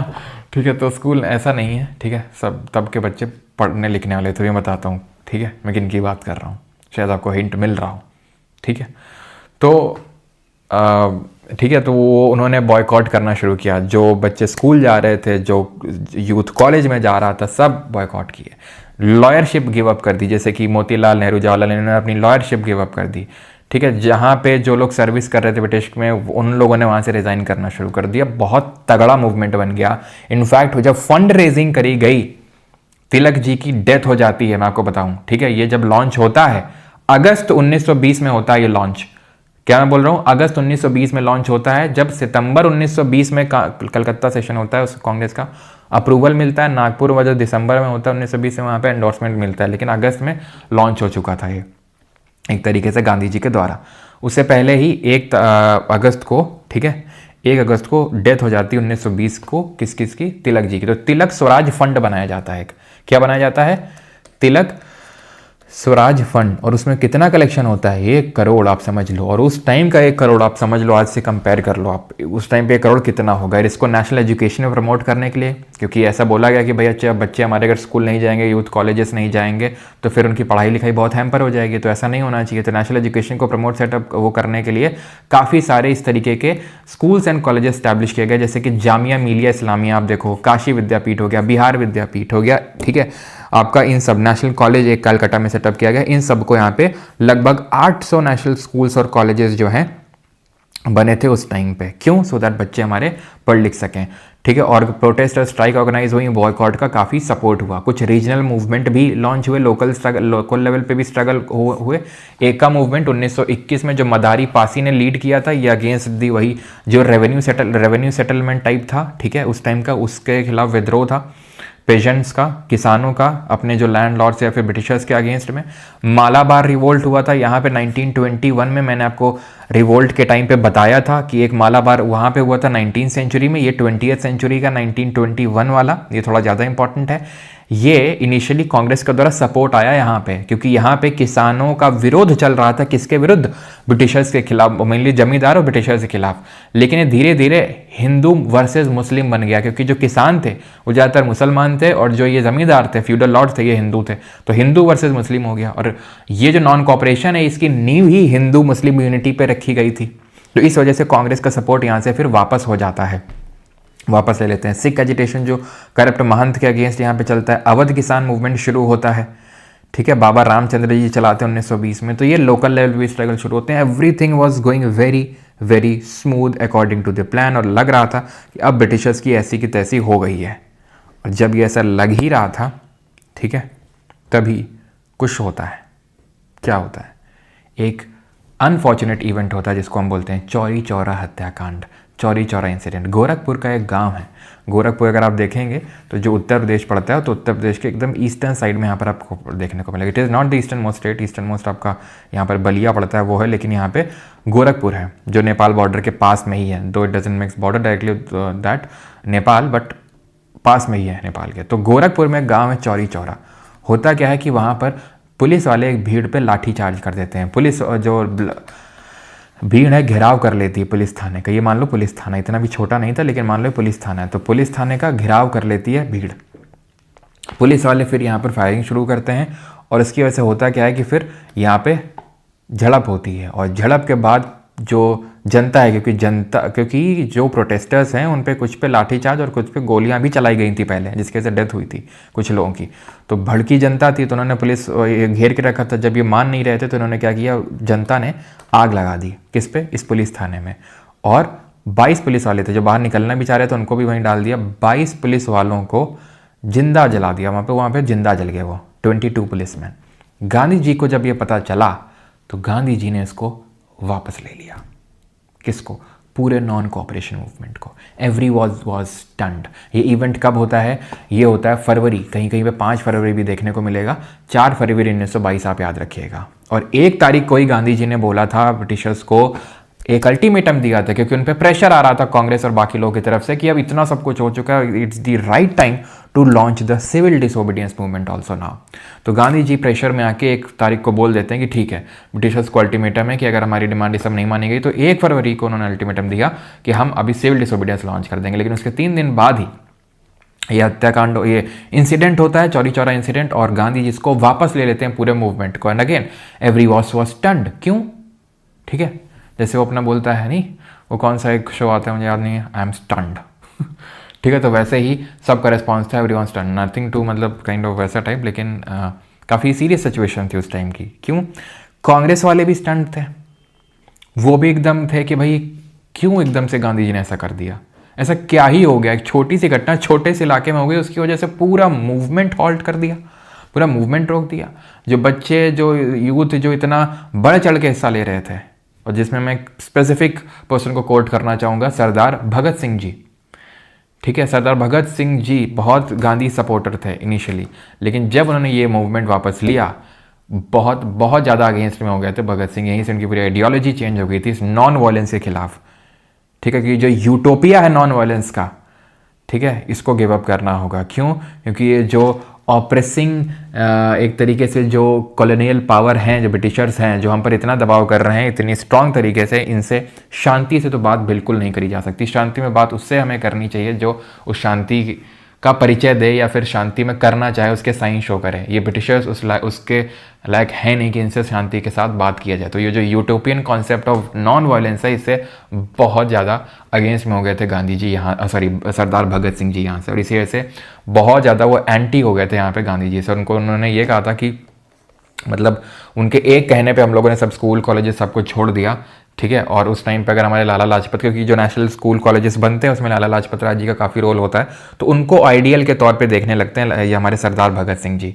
तो उनका फिर ये कहना था कि अगर उन्होंने सेटअप ना किए होते तो आज तो हम लोग कहीं पढ़ लिख ना पा रहे होते। उनके कहने पर हमने छोड़ दिया। अब बॉयकॉट भी के बाद हम जाएँ कहाँ, क्योंकि हमें अब कहीं एडमिशन नहीं मिल रहा है। ठीक है, तो यहाँ से वो काफ़ी क्या हो जाता है, सर अब बैच में जीएस भी करवाओगे मतलब। ठीक है, तो यहाँ से पूरा नॉन कॉपरेशन मूवमेंट वापस ले लेते हैं गांधी जी। गांधी जी को 6 साल की जेल हो जाती है। वो बात अलग है कि उनको फिर 2 साल बाद छोड़ दिया जाता है, लेकिन 1922 में वो खुद को आत्मसमर्पण कर देते हैं, जेल हो जाती है, और अब एक तरीके का डिल्यूजन क्रिएट हो जाता है लोगों में। गांधी जी चले गए, नॉन कॉपरेशन को वापस ले लिया, अब हम करें क्या? ठीक है, तो यानी कि बीच में ऐसी जगह गांधी जी छोड़ गए कि अब हम करें तो करें क्या और बोलें तो बोलें क्या, वो वाली सिचुएशन हो गई। तो यहाँ पे एक तरीके का डिवीजन क्रिएट हो गया। एक वो लोग जो बोल रहे थे कि बॉयकॉट को कंटिन्यू रखते हैं सारी चीज़ों को और कुछ नहीं करते हैं। ठीक है, ओके, तो यहाँ पे हम कुछ नहीं करते हैं, तो यहाँ पे नो चेंजेस उनको बोला गया। जो बोल रहे थे कि जो बॉयकॉट जो चल रहा था उसको हम चलने देते हैं, और जो नेशनल स्कूल्स, कॉलेजेस, आश्रम, ये सब जो बन रहे थे, यानी एक तरीके का जो हम कंस्ट्रक्टिव वर्क कर रहे थे उसको कंटिन्यू रखते हैं। कैसा वर्क कर रहे थे? कंस्ट्रक्टिव वर्क, जिसमें कि हम नेशनल स्कूल, कॉलेजेस और ये आश्रम सब बना रहे थे, उसको हम कंटिन्यू रखते हैं। और एक सेक्शन ने बोला कि नहीं, ये जो बॉयकॉट वगैरह है उसको अब हम ख़त्म करते हैं, और एक्चुअल में अब हम जाते हैं काउंसिल के चुनाव लड़ते हैं, काउंसिल में एंट्री लेते हैं with an aim to end और मेंड दी काउंसिल। यानी तो हम ख़त्म ही कर देंगे वहाँ प्रोटेस्ट करके, या उसमें बदलाव लेके आएंगे, एंड और मेंड दी काउंसिल। जब गांधी जी जेल में थे तो इनिशियली इनका अपोज किया था, सपोर्ट में नहीं थे इनके, लेकिन बाद में इनके सपोर्ट में आ गए थे गांधी जी। ठीक है, क्लियर है? ओके। तो अब यहाँ पे ये हैं नो चेंजर्स, जिसमें कि राजेंद्र प्रसाद हो गए, वल्लभ भाई पटेल हो गए, एम.ए. अंसारी हो गए, believed in continuing the Gandhi's principles, they boycotted the British council, instead focused on constructive work like setting up आश्रम, स्कूल, ये सब खा दी। प्रो चेंजर वो थे, परिवर्तनवादी थे, जो कि लीड कर रहे थे CR दास, मोतीलाल नेहरू। प्रो चेंजर्स ने अपनी खुद की एक पार्टी बनाई जिसको हम बोलते हैं स्वराज पार्टी, या फिर ऑल इंडिया खिलाफत स्वराज पार्टी, या कांग्रेस खिलाफत स्वराज पार्टी। ये जो कांग्रेस का गया में सेशन हुआ था 1922 में, वहां पे डिवीजन हुआ था। ये डिवीजन 1907 की तरह सूरत में जो विभाजन हुआ था कांग्रेस में, मॉडरेट और एक्सट्रीमिस्ट में, नरम दल और गरम दल में, वैसा ये स्प्लिट नहीं था। ठीक है, दे वर टू वर्क विद इन दी कांग्रेस, यानी कि ये ठीक है पार्टी अलग बना ली है, लेकिन अभी भी कांग्रेस के मेंबर हैं, अलग नहीं हुए हैं। कौन थे? CR दास, मोतीलाल नेहरू, अजमल खान और विट्ठल भाई। ये वल्लभ भाई, इधर पे विट्ठल भाई पटेल हैं, प्रो चेंजर हैं जो कि। ठीक है। तो ये जो पार्टी बनी थी, जो प्रो चेंजर्स ने बनाई थी टू एंडोरमेंट द काउंसिल, उसमें पहले प्रेसिडेंट बने थे CR दास और पहले सेक्रेटरी बने थे मोतीलाल नेहरू। ठीक है। और इनका जो मेजर अचीवमेंट माना जाता है वो ये था कि सक्सेसफुली डिफीटेड दी जो पब्लिक सेफ्टी बिल है, ठीक है, पब्लिक सेफ्टी बिल को सक्सेसफुली डिफीट किया था जो 1928 में आया था। ठीक है। अभी हम देखेंगे भगत सिंह जी के बारे में जब पढ़ेंगे तो उन्होंने सेंट्रल लेजिस्लेटिव असेंबली में बम भी फेंका था बटुकेश्वर दत्त जी के साथ मिलके, तो उसमें एक ये भी इसके अगेंस्ट भी फेंका था। मतलब एक तो ट्रेड डिस्प्यूट बिल था और एक ये बिल था जिसके अगेंस्ट में उन्होंने बम फेंका था वहाँ पे। क्लियर है यहाँ तक? ठीक है, ऑलराइट। तो in Bardoli Congress working committee suspended the non cooperation movement due to violence. ठीक है, बारडोली में कांग्रेस वर्किंग कमेटी जो बनाई गई थी नागपुर सेशन में 15 मेंबर की, उसने इसको सस्पेंड किया। ठीक है, this led to a political vacuum within the Congress party as leaders were divided what to do next. तो वैक्यूम हुआ और वैक्यूम की वजह से यहाँ पे काइंड ऑफ डिवीजन टाइप हुआ। ठीक, फिर उसके बाद गांधी जी को जेल से रिहा कर दिया गया और 1924 में रिहा होने के बाद गांधी जी जो कांग्रेस का अगला सेशन होता है बेलगांव का सेशन जो कि कर्नाटक में होता है, उसको प्रिसाइड करते हैं, उसकी अध्यक्षता करते हैं और ये बिकेम दी ओनली सेशन जो प्रिसाइड करते हैं Gandhi ji, and it was the only session preside by Gandhi ji. This session accepted the Swaraj party within the Congress. यानी कि गांधी जी इनिशियली तो अपोज में थे कांग्रेस के प्रो चेंजर्स के, इनिशियली अपोज किया था, ठीक है, लेकिन बाद में उन्होंने एक्सेप्ट कर लिया था स्वराज पार्टी को। और बाद में स्वराज पार्टी क्योंकि खुद आपस में बट गई थी स्वराज पार्टी भी, इस वजह से फिर उसका उतना ज़्यादा कोई वजूद बचा नहीं था, तो उसी के अंदर समा लिया गया कांग्रेस के अंदर ही। ठीक है, किसी का यहाँ तक कोई डाउट हो तो पूछ ले। और बाकी ये ध्यान रखना Chittaranjan Das is also known as देश बंधु, ये जो टाइटल मिला था ये गांधी जी के द्वारा इनको दिया गया था। स्वराज पार्टी कहाँ गई? ठीक है, बाद इन्हीं को स्वराज पार्टी इन्होंने बनाई, जैसे आपको मैंने अभी बताया। बाद में इनमें डिवीजन हो जाता है खुद में। ठीक है, इसमें दो सेक्शन निकल के आते हैं, एक कहलाते हैं रेस्पॉन्सिविस्ट्स, ठीक है, जिसमें लाला लाजपत राय, मदन मोहन मालवीय ये सब लोग आते हैं, और दूसरे आते हैं नॉन रेस्पॉन्सिविस्ट्स, ठीक है, जैसे इसमें मोतीलाल नेहरू वगैरह होते हैं। ठीक है, तो ये चीज़ आप ध्यान रखिएगा। फिर CR दास जो हैं, CR दास जिसके प्रेसिडेंट होते हैं, उनकी डेथ हो जाती है। ठीक है, जो चित्तरंजन दास जी हैं उनकी डेथ हो जाती है और उसके बाद, ठीक है, जो चित्तरंजन दास हैं ये जिनको देशबंधु का टाइटल मिला था गांधी जी के द्वारा, इनकी हो जाती है डेथ। ओके, और उसके बाद कांग्रेस में हो जाता है डिवीजन। इनकी डेथ कब होती है? इनकी डेथ होती है 1925 में, और उसी के बाद यहाँ पे डिवीजन हो जाता है रेस्पॉन्सिविस्ट और नॉन रेस्पॉन्सिविस्ट में। ठीक है, दीन बंधु अलग होता है, ध्यान रखिएगा। अभी क्वेश्चन भी मैंने पोस्ट किया था कुछ टाइम पहले। ठीक है, दीन बंधु अलग हैं। ठीक है, दीन बंधु बोलते हैं किसको? चार्ल्स फ्रेयर एंड्रयूज को, CF एंड्रयूज, ध्यान रखिएगा।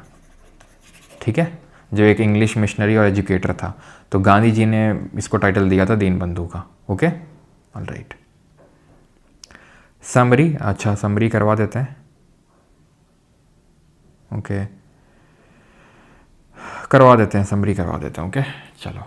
तो जिसको बैच चाहिए रिकॉर्डिंग के लिए, समराइज कर देता हूँ अभी। ठीक है, जिसको बैच चाहिए, रिकॉर्डिंग चाहिए लेक्चर की, क्विज चाहिए, नोट्स चाहिए, ठीक है, प्राइवेट टेलीग्राम ग्रुप पे एक्सेस चाहिए, वो बैच में एनरोल कर सकता है। ओके, यहाँ पे मैं कर देता हूँ समराइज। थोड़ा पानी पी लूँ एक घूंट। ओके,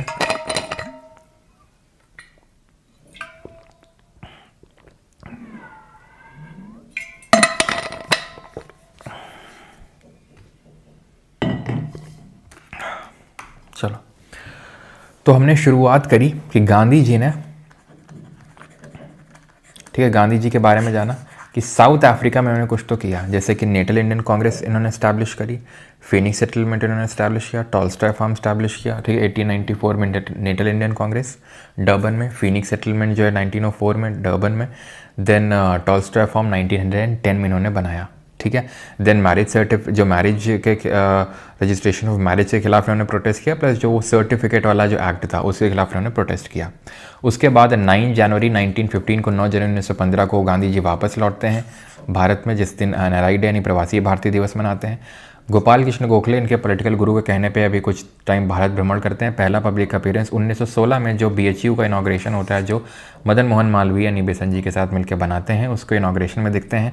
1915 में ही मदन मोहन मालवीय हिंदू महासभा का गठन करते हैं। खैर, गांधी जी की शुरुआत होती है 1917 के चंपारण सत्याग्रह से, जो कि तिनकठिया सिस्टम था उसके विरोध में ऑर्गेनाइज किया गया था। तिनकठिया मतलब 3 कठिया, 3/20th पार्ट ऑफ लैंड में इंडिगो कल्टीवेशन करना है, उसके अगेंस्ट में था ये चंपारण एग्रेरियन एक्ट पास होता है 1918 में, और उस तिनकठिया सिस्टम को हटाया जाता है, और जो अबवाब टैक्स है उसको भी हटाया जाता है। 1918 में होती है अहमदाबाद मिल स्ट्राइक, जहाँ पर यहाँ पर कौन इन्वाइट करता है, राजकुमार शुक्ला जी इन्वाइट करते हैं। यहाँ पर अनुसुईया साराभाई मिल ओनर की एक बहन होती हैं, वो इन्वाइट करती हैं, और यहाँ पे ना तुम्हारी ना हमारी ना तो 50% ना तो 20%, 35% का वेज हाइक फाइनली डिसाइड किया जाता है, क्योंकि वेजेस की हाइक डिमांड कर रहे थे जो मिल के वर्कर्स थे। कितना? 50%। ओनर क्या बोले थे? नहीं 20%, तो बीच निकाला गया 35%। देन 1918 में फिर से यानी कि एक हफ्ते बाद ही खेड़ा सत्याग्रह को ऑर्गेनाइज किया जाता है, और ये पहला क्या था? पहला सिविल, कैसे याद रखोगे? सी, तो सी से सिविल डिसोबीडियंस। पहला क्या था? हंगर स्ट्राइक, ये पहला नॉन कॉपरेशन था, ठीक है। तो खेड़ा में क्या था? ये था गुजरात में, जो कि पेशेंट्स जो थे वो टैक्स नहीं देना चाहते थे कि टैक्स की माफ़ी करी जाए। ये बोल रहे थे ब्रिटिशर्स नहीं टैक्स हाइक करेंगे। फिर हुआ क्या? गांधी जी और सब कुछ हुआ, तो 1918 में ये डिसाइड हुआ कि करंट ईयर का, अगले ईयर का टैक्स माफ़ किया जाएगा। जिनकी प्रॉपर्टी कन्फिस्केट करी गई है यानी कि जब्त करी गई उनको वापस किया जाएगा, और जो बढ़ा हुआ रेवेन्यू उसको भी वापस कम किया जाएगा, ठीक है। तो ये सब डिसाइड हुआ, तो जीत हुई गांधी जी की, ओके सब कुछ ठीक है। देन क्या होता है? देन होता है unfortunate event, and that is Rowlatt act पास होता है। मोन्टागी चल फॉर रिफॉर्म भी हमने पढ़ा था, लेकिन उसको अभी हटा दो। तो रॉलेट एक्ट आता है, जो कि अनार्कियल एंड रेवोल्यूशनरीज क्राइम्स एक्ट है, जो सिडनी रॉलेट ने वो बनाया था। गांधी जी ने इसको ब्लैक एक्ट बोला, जहाँ पे no appeal, no vakil, no dalil, सीधा jail with suspicion, no trial, कोई ट्रायल नहीं चलेगा, सीधा आपको जेल हो जाएगी with suspicion, mere suspicion only. तो इसको ब्लैक एक्ट बोला गांधी जी ने, और it aimed to remove the habeas corpus, जो हमने डिस्कस किया था। तो हेबियस कॉर्पस को इसका रिमूव करना टारगेट था। अब हुआ क्या? इसके खिलाफ गांधी जी ने रॉलेट सत्याग्रह, तो गांधी जी का पहला मास सत्याग्रह जो था, अगर आपसे पूछे गांधी जी का पहला मास सत्याग्रह, वो ये था। क्या? रॉलेट सत्याग्रह, पहला मास सत्याग्रह। वैसे तो चंपारण में भी सत्याग्रह किया था, लेकिन पहला मास सत्याग्रह जो है मास लेवल पे, वही सत्याग्रह सभा बनाई होम रूल लीग के यूथ को लेके 1919 में ही। फिर क्या हुआ?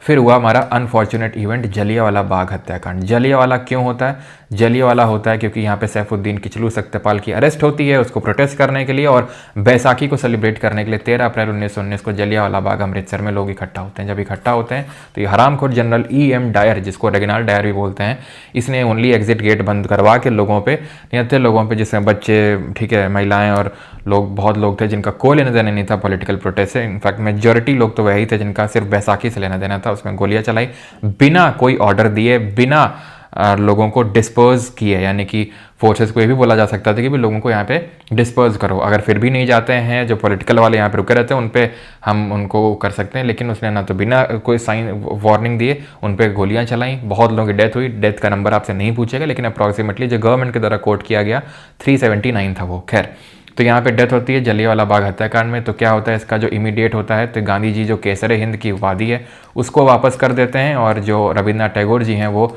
नाइटहुड की उपाधि को वापस कर देते हैं। इसके बाद एक मूवमेंट शुरू होता है जिसको हम बोलते हैं खिलाफत। उसका लेने देना बिल्कुल भी ना तो जलियांवाला बाग ना तो इंडिया से था, लेने देना टर्की से था। तो गांधी जी इसमें अपॉर्चुनिटी देखते हैं और खिलाफत के साथ मर्ज कर देते हैं नॉन कॉपरेशन मूवमेंट को, असहयोग आंदोलन को।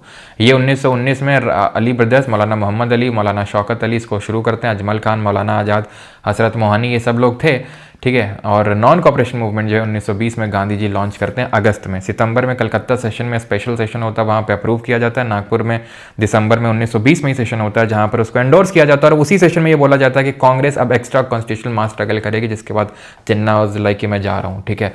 एनी बेसन भी, और आपकी बिपिन चंद्र पाल भी, सुरेंद्रनाथ बनर्जी भी, सब लोग चले जाते हैं। सुरेंद्रनाथ बनर्जी ने अपनी इंडियन नेशनल लिबरेशन फेडरेशन बना ली होती है, और एक्टिव पॉलिटिक्स में, नेशनल पॉलिटिक्स में उनका काफ़ी कम रोल हो जाता है। यहाँ से कांग्रेस वर्किंग कमेटी बनाई जाती है 15 मेंबर्स की, और provincial working committee, provincial Congress committees का भी बनाने का यहाँ पर निर्देश दिया जाता है। यहाँ पे क्या करना था? चीज़ों का बॉयकॉट करना था, हर चीज़ों का, ठीक है। स्कूल कॉलेजेस नहीं जाना जो ब्रिटिशर्स के द्वारा, बॉयकॉट करना है, फॉरेन गुड्स का, ये सब चल ही रहा था, ठीक है। इनफैक्ट लोकल लेवल पे भी हमने देखा एका मूवमेंट शुरू हुआ 1921 में, मदारी पासी ने लीड किया। अवध किसान मूवमेंट 1920 बाबा रामचंद्र ने, ठीक है। और मालाबार 1921 में, जो मालाबार रीजन में होता है। तो ये लोकल लेवल पे अपराइजिंग हुई थी, ठीक है। वेमेन गेव अप देयर पर्दा, ये सब हुआ।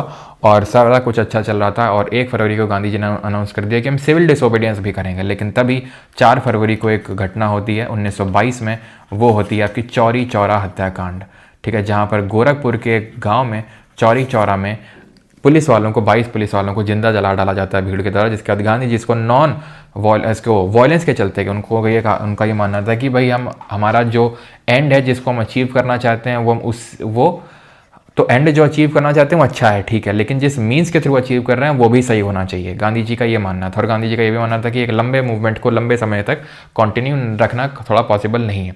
तो गांधी जी ने इसको वापस ले लिया। जेल हो जाती है 6 साल के लिए, वो बात अलग है, गांधी जी 2 साल बाद छूट के आ जाते हैं।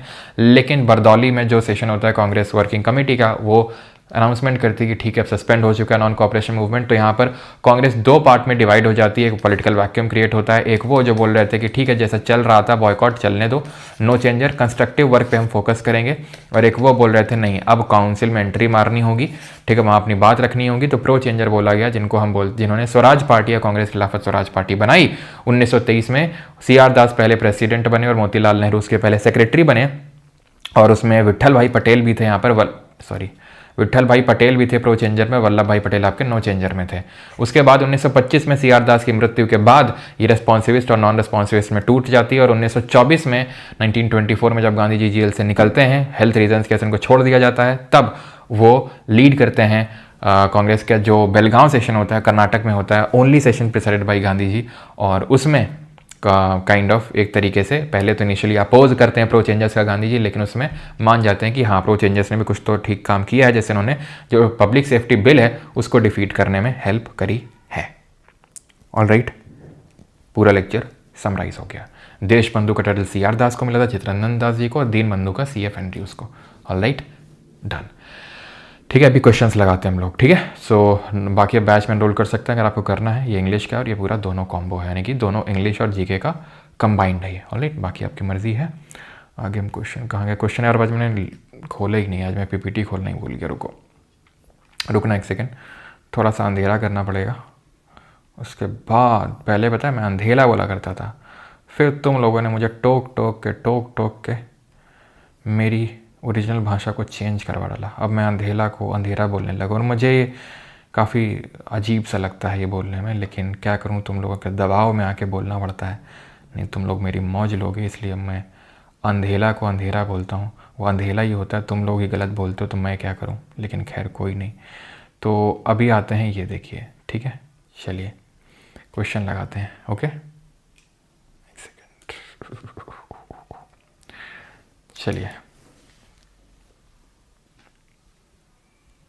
8 घंटे सोने के बाद ही पढ़ते हैं तो नींद आती है। अच्छा, पब्लिक सेफ्टी बिल बताएंगे आपको, ठीक है, कल जब बॉम्ब फेंकवाएंगे भगत सिंह जी से तो वहाँ पे आपको बताएंगे, ठीक है, कि क्या एक्चुअल में था public safety bill, trades dispute bill. और कल का लेक्चर तो और ही ज़्यादा इंटरेस्टिंग होगा, जहाँ पे आपको सरदार भगत सिंह और उनकी लाइफ स्टोरी के बारे में जानने को मिलेगा। हिज इंस्पायरिंग लाइफ स्टोरी, मतलब 23 साल की उम्र में एक बंदा, मतलब इतनी उसकी सोच कैसे हो सकती है, it is hard to believe, but ठीक है, but you have to believe.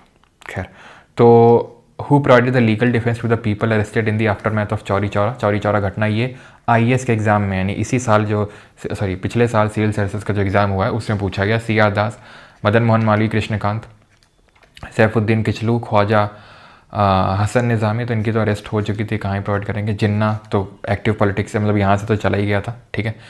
तो आंसर होगा यहाँ पर मदन मोहन मालवीय और कृष्णकांत, इन्होंने वो प्रोवाइड किया था, ठीक है। चलो ये वाला कर सकते हैं। 1919 का जो गवर्नमेंट ऑफ इंडिया एक्ट था, मॉन्टेग्यू कॉल फॉर रिफॉर्म्स के नाम से जानते हैं, ये इसी बार के CAPF का पेपर है, इनका क्वेश्चन है। It divided the subjects of administration in 2 categories, central and provincial. Central subjects were divided into reserved and transferred subject, and provincial governments were granted the power to make their own budget and levy taxes। बताइए, आसान question है, आराम से कर सकते हैं, करिए।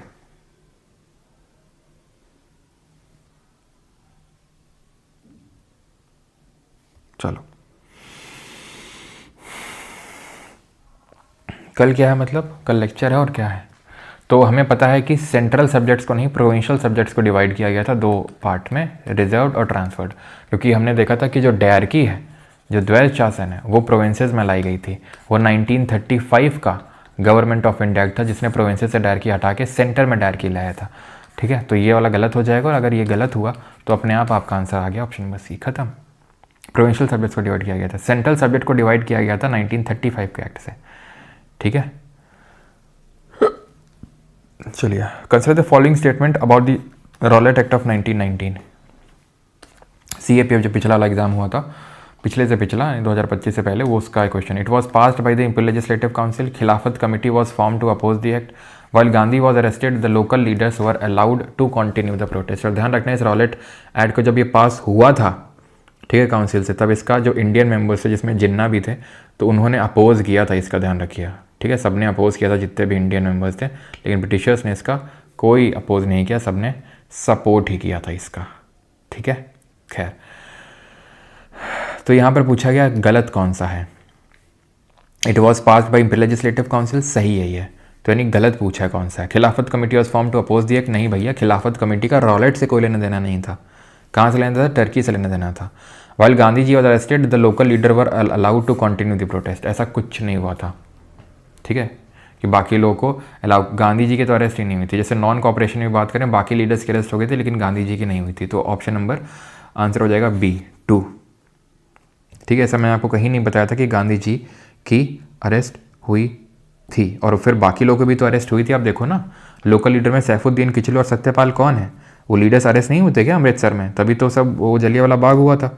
तो उतना तो आप थोड़ा सा दिमाग यहाँ पे लगाना पड़ता है। ये जो UPSC के क्वेश्चंस होते हैं, ऐसा डायरेक्ट क्वेश्चन नहीं देखने मिलेगा, थोड़ा बहुत कहीं कहीं पे डायरेक्ट भी देखने मिलते हैं, लेकिन कहीं कहीं पे दिमाग लगाना पड़ता है थोड़ा सा। ओके, तो 2 हो जाएगा, और बिना पास हुए तो फिर कैसे ही आ सकता है। Not a consequence of the successful Champaran Satyagraha of 1917, तो इसमें से निम्नलिखित में से कौन सी कार्रवाई 1917 के सफल चंपारण सत्याग्रह का परिणाम नहीं थी? Sharbeshi rent was reduced by 26%, abwab was declared illegal, the thekedari system was allowed to continue as it is, and the tawan a fine on peasant was abolished. CBI में भी यार तगड़े क्वेश्चन आते हैं, मानना पड़ेगा। ठीक है, CBI में भी एकदम normal straight forward type question नहीं आते हैं। तो नॉट अ कॉन्सिक्वेंस, ध्यान रखना, ठेकेदार का कुछ लेने देना नहीं था। अबवाब हमने पढ़ा ही था, अबवाब को हटा दिया गया था पूरी तरीके से। जो शराबेसी रेंट पड़ता था वो भी रिड्यूस कर दिया गया था, और जो तवान फाइन ऑन पेजेंट उसको भी अबॉलिश कर दिया गया था। ठीक है, इसमें अगला क्वेश्चन करेंगे आप। ठीक है, which of the following was not a part of the action programme of the non cooperation movement, निम्नलिखित में से कौन सा असहयोग आंदोलन के कार्रवाई कार्यक्रम का हिस्सा नहीं था? ये आपको बताना है। नॉन कॉपरेशन मूवमेंट का पार्ट नहीं था, ये आपको बताना है। बारडोली आगे देखेंगे सर। ठीक है,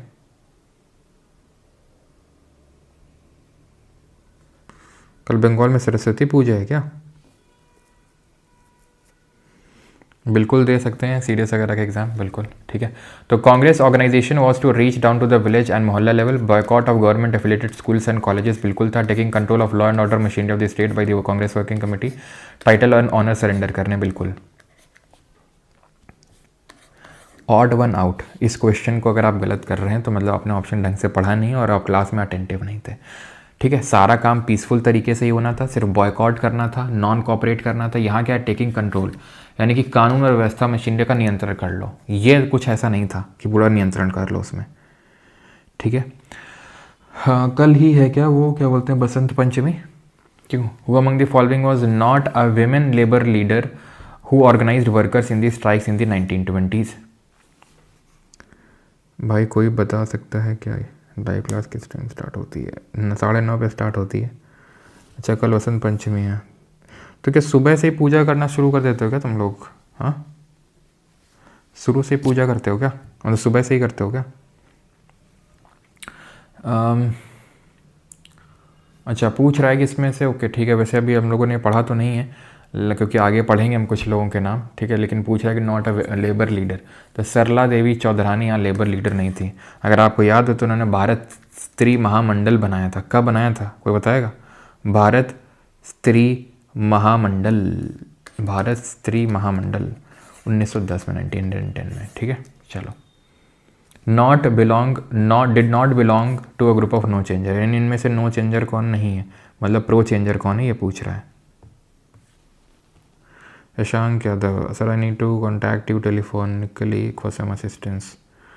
टेलीफोनिकली, अच्छा वैसे यार अभी क्वेरी नंबर है ना, क्वेरी नंबर पता नहीं व्हाट्सएप ने ब्लॉक क्या बैन करके रखा है, ब्लॉक, क्योंकि बहुत सारे मैसेजेस आते हैं तो उसकी वजह से आई थिंक उसने स्पैम में लोड कर लिया उसको, ठीक है, स्पैम में ले लिया, जिसकी वजह से आई थिंक बहुत सारे लोगों के मैसेजेस रिसीव नहीं हो पा रहे हैं। तो टेलीफोनिकली तो मुश्किल है यार, लेकिन हाँ अभी मैं नंबर दे दूंगा मेंस के रिजल्ट के बाद, लेकिन ठीक है। So did not belong to the group of no changers, तो विट्ठल भाई पटेल प्रो चेंजर थे, ठीक है, वी रेड दैट, विट्ठल भाई पटेल, ओके। हाँ अर्लीस्ट से क्रोनोलॉजिकल ऑर्डर में लगाइए। जो सुबह ही होती है पूजा, सर सुबह में ही होता है पूजा, ओके। संगमित्रा डे जी, ओके। सहेली साहब, बहुत लोग हैं भाई यहाँ पे वेस्ट बंगाल के, तभी मैं बोलता हूँ वेस्ट बंगाल से अपना गहरा नाता है। ठीक है, अब वैसे तो मैं क्लास को सस्पेंड ना करता, लेकिन क्योंकि बंगाल वाले लोग बोल रहे हैं भी वेस्ट बंगाल के, तो फिर मैं करूँगा, ठीक है। तो आप लोग बता देना कल ऑफ रखें क्या फिर, क्योंकि यार मैंने देखो अब तुम बोल रहे हो ना सर कल ऑफ करके ना सैटरडे को कर लेना, सैटरडे को तो यार मैं वैसे भी करता। इस वीक मैंने सोचा था सैटरडे को मैं वैसे भी करूँगा, ठीक है। तो बताइए chronological starting from the earliest, Ahmedabad mill strike 1918, Champaran 1917, Kheda भी होता तो भी 1918 में हुआ था, लेकिन वो अहमदाबाद के बाद में हुआ था। सत्याग्रह सभा 1919, जलियांवाला बाग हत्याकांड आपका 1900 ये भी 19 में हुआ था, लेकिन ये 13 अप्रैल को हुआ था, ये बाद में फॉर्म हुआ था, ठीक है। कल पूजा है, उपवास रहना होता है sir, change time don't suspend. Time तो देखो यार चेंज नहीं करूँगा, क्योंकि टाइम फिर चेंज करने से बहुत लोगों को पता नहीं चलता है, ठीक है, बहुत लोगों को पता नहीं चल पाता कि एक्चुअल में कब क्लास हो गई। तो खैर यहाँ पे सबसे पहले तो 2 से शुरुआत होगी, 2 के बाद अगर आप देखोगे तो 1 आएगा, सिंपल ख़त्म हो गया, 2 1 3 4। तो पहले सत्याग्रह सभा बनी थी, बाद में जलियांवाला बाग हत्याकांड आपका हुआ था, ठीक है, क्लियर है, ऑल राइट। आगे बढ़ते हैं। In India first major public appearance of Gandhi was on, तो गांधी जी की पहली महत्वपूर्ण सार्वजनिक उपस्थिति कहाँ दर्ज हुई थी, चंपारण में, खेड़ा में, इनाग्रेशन ऑफ BHU या फिर रॉलेट सत्याग्रह। तो पहली पब्लिक अपीयरेंस 1916 में हुई थी BHU के इनाग्रेशन में। The call for renunciation of all voluntary associations within the British government was given in, कि जितने वॉलंटरी एसोसिएशंस उनको वो करना है। No off, no off, off मत करिए Priya Paul, okay. Jyoti Devi, no sir, क्योंकि थोड़ा वही मैं सोच रहा था ना, जल्दी जल्दी नो ऑफ नहीं करना, जल्दी जल्दी ख़त्म कर लेते हैं। तो यार आ जाना, थोड़ी देर पूजा है मैं मान सकता हूँ, लेकिन थोड़ा आ जाना, ठीक है, इतना कोई लोड लेने की बात नहीं है, थोड़ी देर पढ़ लेना, फिर उसके बाद पूजा कर लेना, क्योंकि 9:30 पे क्लास होती है, देख लेना थोड़ा उसी हिसाब से अपना अरेंजमेंट कर लेना। लेकिन ऑफ करेंगे तो ना पूरा वो मोमेंटम टूट जाता है, क्योंकि ये हिस्ट्री क्या है ना, मॉडर्न हिस्ट्री में खासकर सारी चीज़ें अगर हम लिंक में पढ़ते हैं ना तो बड़ी आसानी समझ में आ जाती हैं। और फिर थोड़ा मैं स्पीड अप भी करना होगा चीज़ों को, क्योंकि एग्जामिनेशन जल्दी है। और जैसे आज जो हमने पढ़ा है तो इसी के कंटिन्यू में कल पढ़ लेंगे तो ज़्यादा समझ आ जाएगा, फिर ब्रेक हो जाएगा तो फिर वो ठीक है मोमेंटम टूट जाता है, वो तो रहेगी कल क्लास, ठीक है। मतलब बंगाल से अपना नाता है, इसका मतलब ये नहीं है कि ठीक है फिर इंट्रोडक्शन नाता मतलब काफ़ी सारे स्टूडेंट्स हैं, ओके, काफ़ी लोग कुछ और समझ लेते हैं। The call for renunciation of all voluntary actions within the British government was given in the non cooperation movement, okay, option number A. No off, off, no off, no off, off, off, no off, ठीक है। हाँ, तो in 1911 who among the following introduced bill in the imperial legislative council for introduction of compulsory in free primary education, ठीक है, 1911 में। Again ये इस lecture से एसोसिएटेड तो नहीं है डायरेक्टली, लेकिन फिर भी आप करिए, किसने इम्पीरियल लेजिस्लेटिव काउंसिल में बिल इंट्रोड्यूस किया था बताइए। तो ये गोपाल कृष्ण गोखले ने ऐसा बिल इंट्रोड्यूस किया था कि फ्री प्राइमरी एजुकेशन होनी चाहिए, ओके। अगला करिए। गांधी जी का पहला ग्रेट एक्सपेरिमेंटेड सत्याग्रह कहाँ पे था? 8 बजे से कर दो, अच्छा। सरस्वती पूजा होती तो है हमारे यहाँ पर, लेकिन उतनी भी ज़्यादा नहीं होती, आई थिंक जितनी बंगाल में होती होगी शायद, मुझे ऐसा लगता है। हमारे यहाँ शाम को मेला टाइप लगता है, 11 बज चुके हैं, अच्छा। नो, ठीक है, तो हमारे यहाँ शाम को मेला टाइप लगता है, और फिर हम लोग गाना गाते हैं, कौन सा?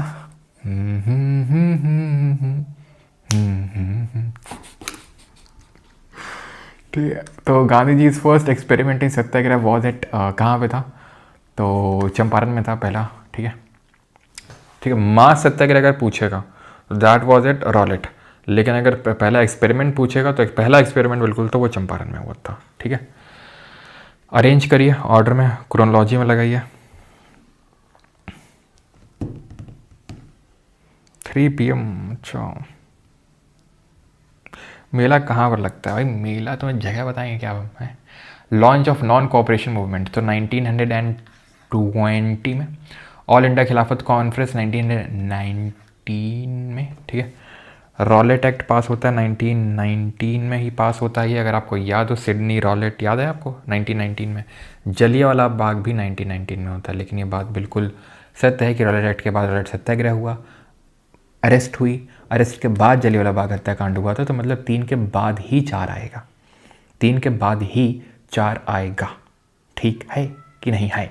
तो यानी कि 1 वाला सबसे आखिर में आएगा क्योंकि वो 20 में है, तो ये गया। सबसे पहले कौन सा आएगा? रॉलेट एक्ट आएगा, रॉलेट एक्ट है ना, रॉलेट एक्ट आएगा पहले। कॉन्फ्रेंस तो दिल्ली में तब हुई ना, कॉन्फ्रेंस तो दिल्ली में तब हुई जब जलियांवाला बाग हत्याकांड हो गया था, गांधी जी चढ़ गए थे और गांधी जी ने फिर सोचा कि यार यही सही मौका है हिंदू मुस्लिम यूनिटी को करके लॉन्च कर देते हैं, तो फिर उन्होंने खिलाफत कॉन्फ्रेंस को लीड किया था। तो पहले तो तुम्हारा रॉलेट एक्ट पास होगा, देन जलियांवाला बाग होगा, देन ये खिलाफत, और देन आपका बाद ये। तो 3 4 2 1 option number B. Okay, Saturday off कर दो सर, कल लंबी क्लास। सैटरडे ऑफ नहीं होगा, सैटरडे को भी क्लास होगी, ठीक है, क्लास होगी सैटरडे को भी, ठीक है। ऐसा सब चल नहीं पाएगा तुम लोगों का। दिल्ली पुलिस 2025 $1 सत्याग्रह बिगन, बताइए कहाँ सत्याग्रह शुरू हुआ? थर्ड सत्याग्रह सूरत गुजरात में। क्रिश का गाना सुना है बेटा पंकज, सुधर जाओ भी, ठीक है, पुराना हो गया अभी क्रिश का गाना। सूरत गुजरात, मुंबई महाराष्ट्र, कोलकाता वेस्ट बंगाल, फिर अमृतसर पंजाब। अब माना कि ठीक है कोलकाता से अपना गहरा संबंध लेना देना है, लेकिन इसका मतलब ये नहीं कि हर क्वेश्चन का आंसर वेस्ट बंगाल होगा। मुंबई से शुरू हुआ था एक्चुअल में ये, ठीक है, मुंबई से शुरू हुआ था ये। Where was the first systematically organized act of mass civil disobedience in India combining non-violent protest with legal defiance against colonial? तो पहला सिविल डिसोबीडियंस, सी। बताइए। पहला मास सिविल डिसोबीडियंस कहाँ हुआ था? बताइए।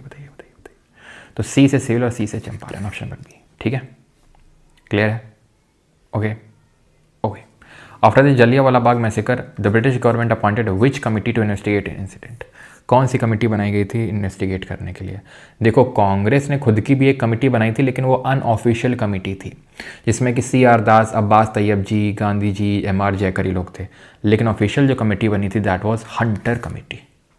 साइमन आयमन, ये सब मुड्डीमान बटलर आगे देखेंगे। After Gandhi withdrew the non cooperation movement which party was form by CR Das और Motilal Nehru to advocate council entry? कौन सी पार्टी बनाई गई थी Delhi police exam? Swaraj party, option number B guys. Justice party कब बनाई गई थी? जरा कमेंट में बताइए। मैंने आपको सोशल रिलीजियस रिफॉर्म मूवमेंट वाले चैप्टर में बताया था। जलियांवाला बाग हत्याकांड, where Dyer order troops to fire in peaceful crowd, कहाँ पर हुआ था? यह कहाँ पर हुआ था? जलियांवाला बाग हत्याकांड कहाँ हुआ था? अमृतसर में, ठीक है।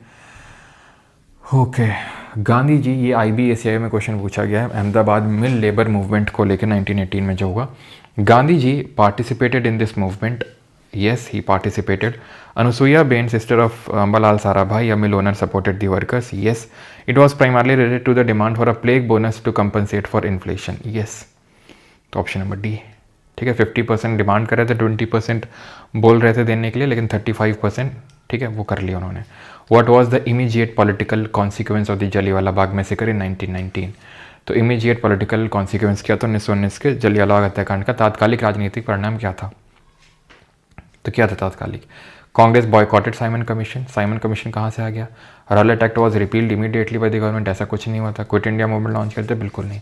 रविंद्रनाथ टैगोर ने नाइटहुड की उपाधि वापस कर दी थी, और गांधी जी ने केसरे हिंद की, जो उनको एंग्लो बोर वॉर्स के टाइम पे मिली थी। Gandhi became the sole navigator of the Congress after the death of which leader in 1920? 1920 में किसकी डेथ हो गई थी? उसके बाद सोल नेविगेटर बन गए थे गांधी जी। तो डेथ हो गई थी किसकी? लाला लाजपत राय की? नहीं, बिल्कुल नहीं। इनकी 1928 के टाइम पे होती, साइमन कमीशन के प्रोटेस्ट के टाइम पे। आंसर होगा यहाँ पर बाल गंगाधर तिलक। मैंने आपको बताया था 1 अगस्त 1920 को इनकी डेथ हो जाती है, तिलक जी की, ठीक है, जो कि अपोज में थे किसके?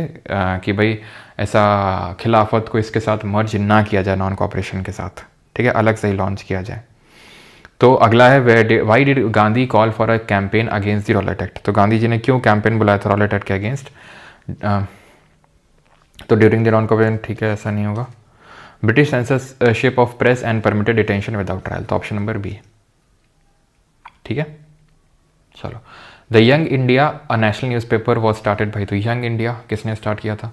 इंडियन ओपिनियन, यंग इंडिया, ये सब गांधी ने स्टार्ट किए थे। यंग इंडिया, इंडियन ओपिनियन, हरिजन एक पत्रिका शुरू करते हैं वो गांधी जी शुरू करते हैं। चंपारण एग्रेरियन एक्ट बीपीएससी के प्रीलिम से पूछा गया 2025, ठीक है। अभी आई थिंक बिहार एसआई का एग्ज़ाम था, काफ़ी बढ़िया स्टूडेंट्स परफॉर्म करके आए। मैंने शेयर तो नहीं किया, जब रिजल्ट आएगा तब शेयर करूँगा। काफ़ी अच्छा परफॉर्म करके आए स्टूडेंट्स, और खासकर जो अभी MPPSC का भी एग्ज़ाम हुआ उसमें भी कोई स्टूडेंट ने बताया कि सर काफ़ी स्टेटमेंट वाले क्वेश्चन पूछेगा और जो कन्वेंशनल चीज़ें थी उसमें तो उतना फ़ायदा नहीं मिला, और जो स्टेटमेंट वाले क्वेश्चन हमने सॉल्व किए उसमें काफ़ी फ़ायदा मिला। सॉरी जो ये MPSI का आई थिंक एग्ज़ाम था, अभी कल ही आई थिंक ख़त्म हुआ है। चंपारण एग्रारियन एक्ट कमेटी तो was appointed in agreement between, तो किस Indian government Gandhi ji, Indian government and Rajkumar Shukla, Indian government and Rajendra Prasad, या फिर Indian government and Anugrah Narayan Singh.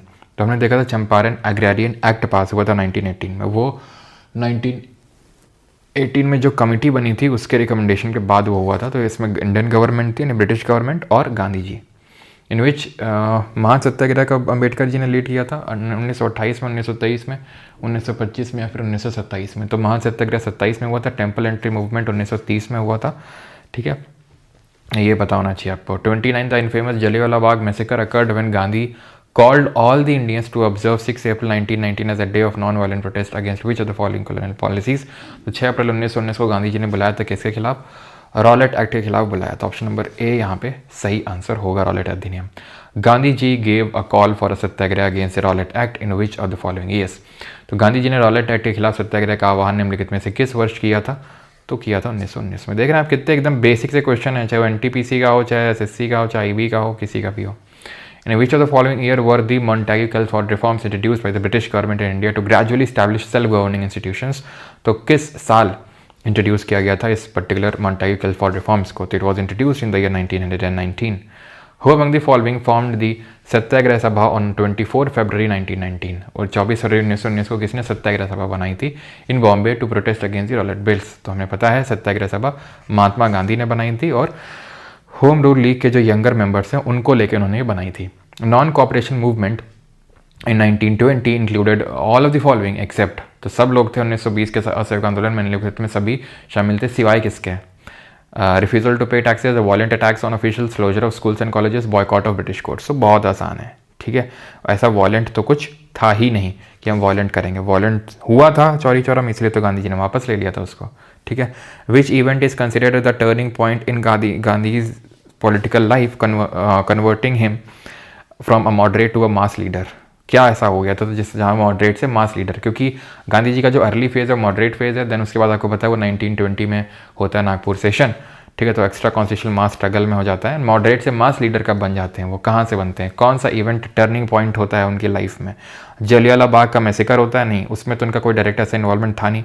Salt सत्याग्रह? बिल्कुल नहीं, अभी तो सॉल्ट सत्याग्रह से पहले नॉन कॉपरेशन हो गया और इतना सब हो गया। तो मेन तो हुआ तो चंपारण, ठीक है। टर्निंग पॉइंट है चंपारण, जो पहला वाला था, ठीक है।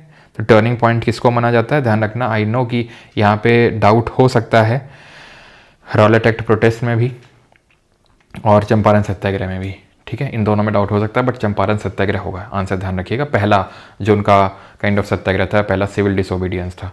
Where was Gandhi's method of satyagraha first evolved and later fully developed as a freedom struggle tool in India? तो कहाँ पे सबसे पहले इन्होंने सत्याग्रह का यूज़ किया था? तो वी नो कि साउथ अफ्रीका में वो जो सर्टिफिकेट वाला जो एक्ट आया था कि भाई आपको सर्टिफिकेट कैरी करना होगा और आपको उसमें अंगूठे के निशान भी होंगे, तो वहाँ पे उसके खिलाफ उन्होंने सत्याग्रह ऑर्गेनाइज किया था। और लियो टॉल्स्टॉय से काफ़ी इंस्पायर्ड थे ना, फीनिक्स सेटलमेंट बनाया था, किससे इंस्पायर होकर? रस्किन, जो जॉन रस्किन है उनकी अनटू द लास्ट है। Which of the following freedom fighters led the Rampa rebellion? तो खैर अल्लूरी सीताराम राजू होंगे, हम पहले ही पढ़ चुके हैं इसके बारे में। हो रंपा हो है ना। Which body was found by Gandhi on 24 February 1919? Again repeated question है, NTPC अंडर ग्रेजुएट सत्याग्रह सभा। विच movement marked Gandhi's entry into the all India politics? Champaran से अगेन, ठीक है। चलो 2 क्वेश्चन और करो, फिर UPSC वाले जो क्वेश्चन छोड़े थे वो करेंगे, okay. Which of the following was not a part of the transfer subject under the government of India 1919? सो हम लोगों ने देखा था अभी कि जो 1919 गवर्नमेंट ऑफ इंडिया एक्ट है विच इज मॉन्टेगी कैल फॉर रिफॉर्म्स, एक्चुअल में इसमें जो प्रोविंशियल सब्जेक्ट्स थे उनको फर्दर 2 पार्ट में डिवाइड किया गया था, reserve and transferred. Reserve subjects governor govern करेगा, ठीक है, without being answerable to the council, and जो ट्रांसफर्ड वाले हैं वो इंडियन मिनिस्टर्स गवर्न करेंगे, आंसरेबल टू द काउंसिल। मैंने आपको सब्जेक्ट्स बताए नहीं थे, ठीक है, आई थिंक लिखे तो थे, बताए तो थे। लिखे थे, क्योंकि मैं आपको ये बोल रहा हूँ कि वो एक्ट वाली जो क्लास हुई थी उसमें तो मैंने बताई ही होंगे आपको, ठीक है। तो मैंने आपको बताया था कि जो रिजर्व सब्जेक्ट्स थे उसमें इंपॉर्टेंट चीज़ें थी, जैसे पुलिस का कंट्रोल रखना चाहते थे, फाइनेंस और लैंड रेवेन्यू का कंट्रोल रखना चाहते थे वो।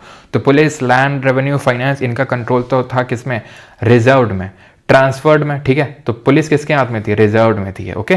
बाकी हेल्थ, एजुकेशन, लोकल गवर्नमेंट, ये सब था किसमें, कि भाई ये तुम कर लो, लेकिन मेन वो जो पावर है अपने हाथ में रखना चाहते थे। In organizing the Rowlatt satyagraha Gandhi was assisted by Abdul Bari of the Firangi Ulema group based in. तो ये थोड़ा सा नया क्वेश्चन है हमारे लिए, एंड दैट इज जब रॉलेट सत्याग्रह ऑर्गेनाइज कर रहे थे गांधी जी, तो उनका सपोर्ट किस फिरंगी उलेमा ग्रुप ने किया था। तो ये बेस था आपका लखनऊ में अब्दुल बारी के द्वारा, ठीक है। ऑप्शन नंबर सी आंसर होगा, okay.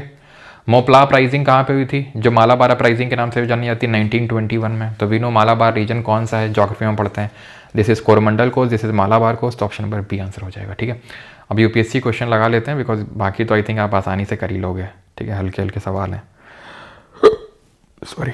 The distribution of charkhas on a wide scale among the people was decided by. तो लोगों के मध्य, ठीक है, व्यापक पैमानों पर चरखों का वितरण करने का निर्णय किसके द्वारा लिया गया था। Congress working committee 1919 sir Congress working committee तो 1920 में बनती है, ठीक है, 1920 में। ऑल इंडिया कांग्रेस कमेटी जो थी 1921 में ये बनाती है, ठीक है। भैया मेरे राखी का बंधन तो निभाना ही, लेकिन एक चीज़ ये भी तो ध्यान रखो कि ये चरखा वर्खा कब आ रहा है। मेनली तो जो नॉन कॉपरेशन में खादी का इस्तेमाल की, भाई हम फॉरेन चीज़ों का बॉयकॉट करेंगे, तो डांडी मार्च तो 1930 में होता है, 1930 में। 1947 1930 कहाँ, ठीक है। ये वाला करो जरा, consider the following subject with regard to the non cooperation programme. So non cooperation programme के रिगार्डिंग ये कुछ स्टेटमेंट्स दिए हुए हैं। Boycott of how many of the above were parts of the non cooperation movement, कितने part थे आपको बताना, बताओ। अगेन 2 क्वेश्चन पहले इस पे कर चुके हैं यूपीएससी वाले, यूपीएससी बेस्ड इसी तरीके के 2 क्वेश्चन किए थे। Boycott of law courts in foreign cloth, strict non violence, CS, retention of titles and honours without using them in public, नहीं, टाइटल को भी गिव अप करना है, ठीक है। और फॉरेन कोर्ट को भी गिव अप करना है। जब फॉरेन कोर्ट को गिव अप कर दोगे तो भाई लोकल कोर्ट तो बिठानी पड़ेगी ना, पंचायत बिठानी पड़ेगी ना गाँवों में, तो ओनली 3 होगी। रिटेंशन ऑफ टाइटल नहीं था, टाइटल देना था, गिव अप करना था। यहाँ पर कहीं पे था, हम लोगों ने देखा था, ये देखो, surrender of titles and honours था कि नहीं, ओके। तो ये देख रहे हो, सिविल सर्विसेज का क्वेश्चन है सर 2025 में, और इसी तरीके का क्वेश्चन एनडीए में आ चुका है कि नहीं, एनडीए 12024, ये सिविल सर्विसेज क्वेश्चन है आईएएस में। तो मतलब यूपीएससी का भी पीवाईक्यू का बहुत रेलेवेंस रहता है। ये वाला करो, आखिरी क्वेश्चन है ये, that is the consider the following statement with respect in respect of the non-cooperation movement. Congress declared the attainment of Swaraj by all legitimate and peaceful means to be its objective. Okay, non-cooperation movement, ठीक है। हाँ, self government चाहिए था, self government objective था ही ना, क्यों, self government objective था, तो पहला वाला तो यहाँ सही हो जाएगा। It was to be implemented in stages with civil disobedience and non cooperation of taxes for the next stage only if Swaraj did not come within a year and the government resorted to repression. तो अगर government repress करेगी तो भी बिल्कुल, तभी तो जब pressure बनने लगा था गांधी जी पे, तब उन्होंने 1 फरवरी 1922 को ये अल्टीमेटम दे दिया था कि बस हम लॉन्च करने वाले सीडीएम। तो एकदम स्टेजेस में होना था, ठीक है, एक स्टेजेस में होता था। अभी बॉयकॉट सब चल रहा था, अब सिविल डिसोबीडियंस लॉन्च करना था, फिर नॉन पेमेंट टैक्स पे नहीं करेंगे, ठीक है, टैक्स तो अभी भी पे कर रहे थे, लेकिन बॉयकॉट चल रहा था। टाइटल सरेंडर कर देंगे, नेशनल स्कूल कॉलेजेस में जो गवर्नमेंट के द्वारा सेटअप किए गए उसमें नहीं जाएंगे, कोर्ट को बॉयकॉट करेंगे, अभी सब बॉयकॉट चल रहा था। फिर नेक्स्ट स्टेज में होना था कि सिविल डिसोबीडियंस, जिसके लिए गांधी जी ने अल्टीमेट टर्म दे दिया था, फिर टैक्स नहीं भरेंगे, ठीक है। तो ऑप्शन नंबर सी, ये भी आपका सिविल सर्विसेज 2025 का ही सवाल है ये, ठीक है। आई थिंक और तो कोई क्वेश्चन छूटा है नहीं, तो बस बाकी के जो आपका हैं वो होमवर्क के लिए हैं। देख लेते हैं कितने क्वेश्चन हैं, अरे 51 ही है, ठीक है। चलो ये वाला क्वेश्चन कर लो, आखिरी वाला CHSL 2025 में पूछा गया, बाकी आंसर शीट भी लगा दी आपके लिए, ठीक है, आंसर शीट भी लगी हुई है। चलो, तो Rowlatt act of 1919 faced intense opposition from Indian nationalist for undermining fundamental legal principles. What was the most objectionable aspect of these acts? They imposed heavy taxes on Indian, no, बहुत basics है, ठीक है। They allowed the government to detain individuals, इन्होंने सरकार को क्रांतिकारी गतिविधियों को संदेह के आधार पर बिना मुकदमे के व्यक्तियों को हिरासत में लेने की अनुमति दे दी। सिंपल सा क्वेश्चन है, आप आराम से कर लेंगे। ख़त्म होता है हमारा लेक्चर। बाकी जिसको बैच चाहिए तो वो ले सकता है, बाकी जिसको आई थिंक फैट मैन जिनके पास होगी, ठीक है, तो आई थिंक ज़्यादा अपडेशन की नीड तो होगी नहीं वहाँ पे, ठीक है। मेन जो अपडेशन की नीड आपको एक तो एंशियंट वाले में वो जो राष्ट्रकूट वाला जो जहाँ पर वहाँ पे ट्राइपार्टाइट के आसपास, और मेडिवल में कहीं कहीं पे ज़्यादा हुआ होगा, बाकी तो अर्थ से ज़्यादा कहीं पे नहीं हुआ होगा डॉन का नीड। बाकी अभी रिसेंट में तो अभी एकदम सेकंड एडिशन नहीं आ रहा बिल्कुल, ठीक है। तो अगर आपको चाहिए तो first go with the first edition only, okay right. Little boys for MCQs। खैर बाकी MCQs में तभी वो बोलूँगा जब आपके सब लग गए हों, तब go with the little boy MCQs लगाने के लिए, जब आपके यहाँ के क्वेश्चंस लग गए हों, क्योंकि आपको बैच के अंदर भी क्वेश्चंस मिलते हैं, उसके बाद फिर कुछ तो रिवीजन क्वेश्चंस मिलते हैं टेलीग्राम ग्रुप के अंदर भी, okay alright. So thank you, धन्यवाद, थैंक यू, धन्यवाद, थैंक यू, धन्यवाद। कल होगा, ठीक है, हैप्पी बसंत पंचमी कल होगा, ठीक है। Happy Basant Panchami in advance. और सर कल आप दूध पी लेना मेरी तरफ। अच्छा, दूध पिया जाता है क्या बसंत पंचमी को?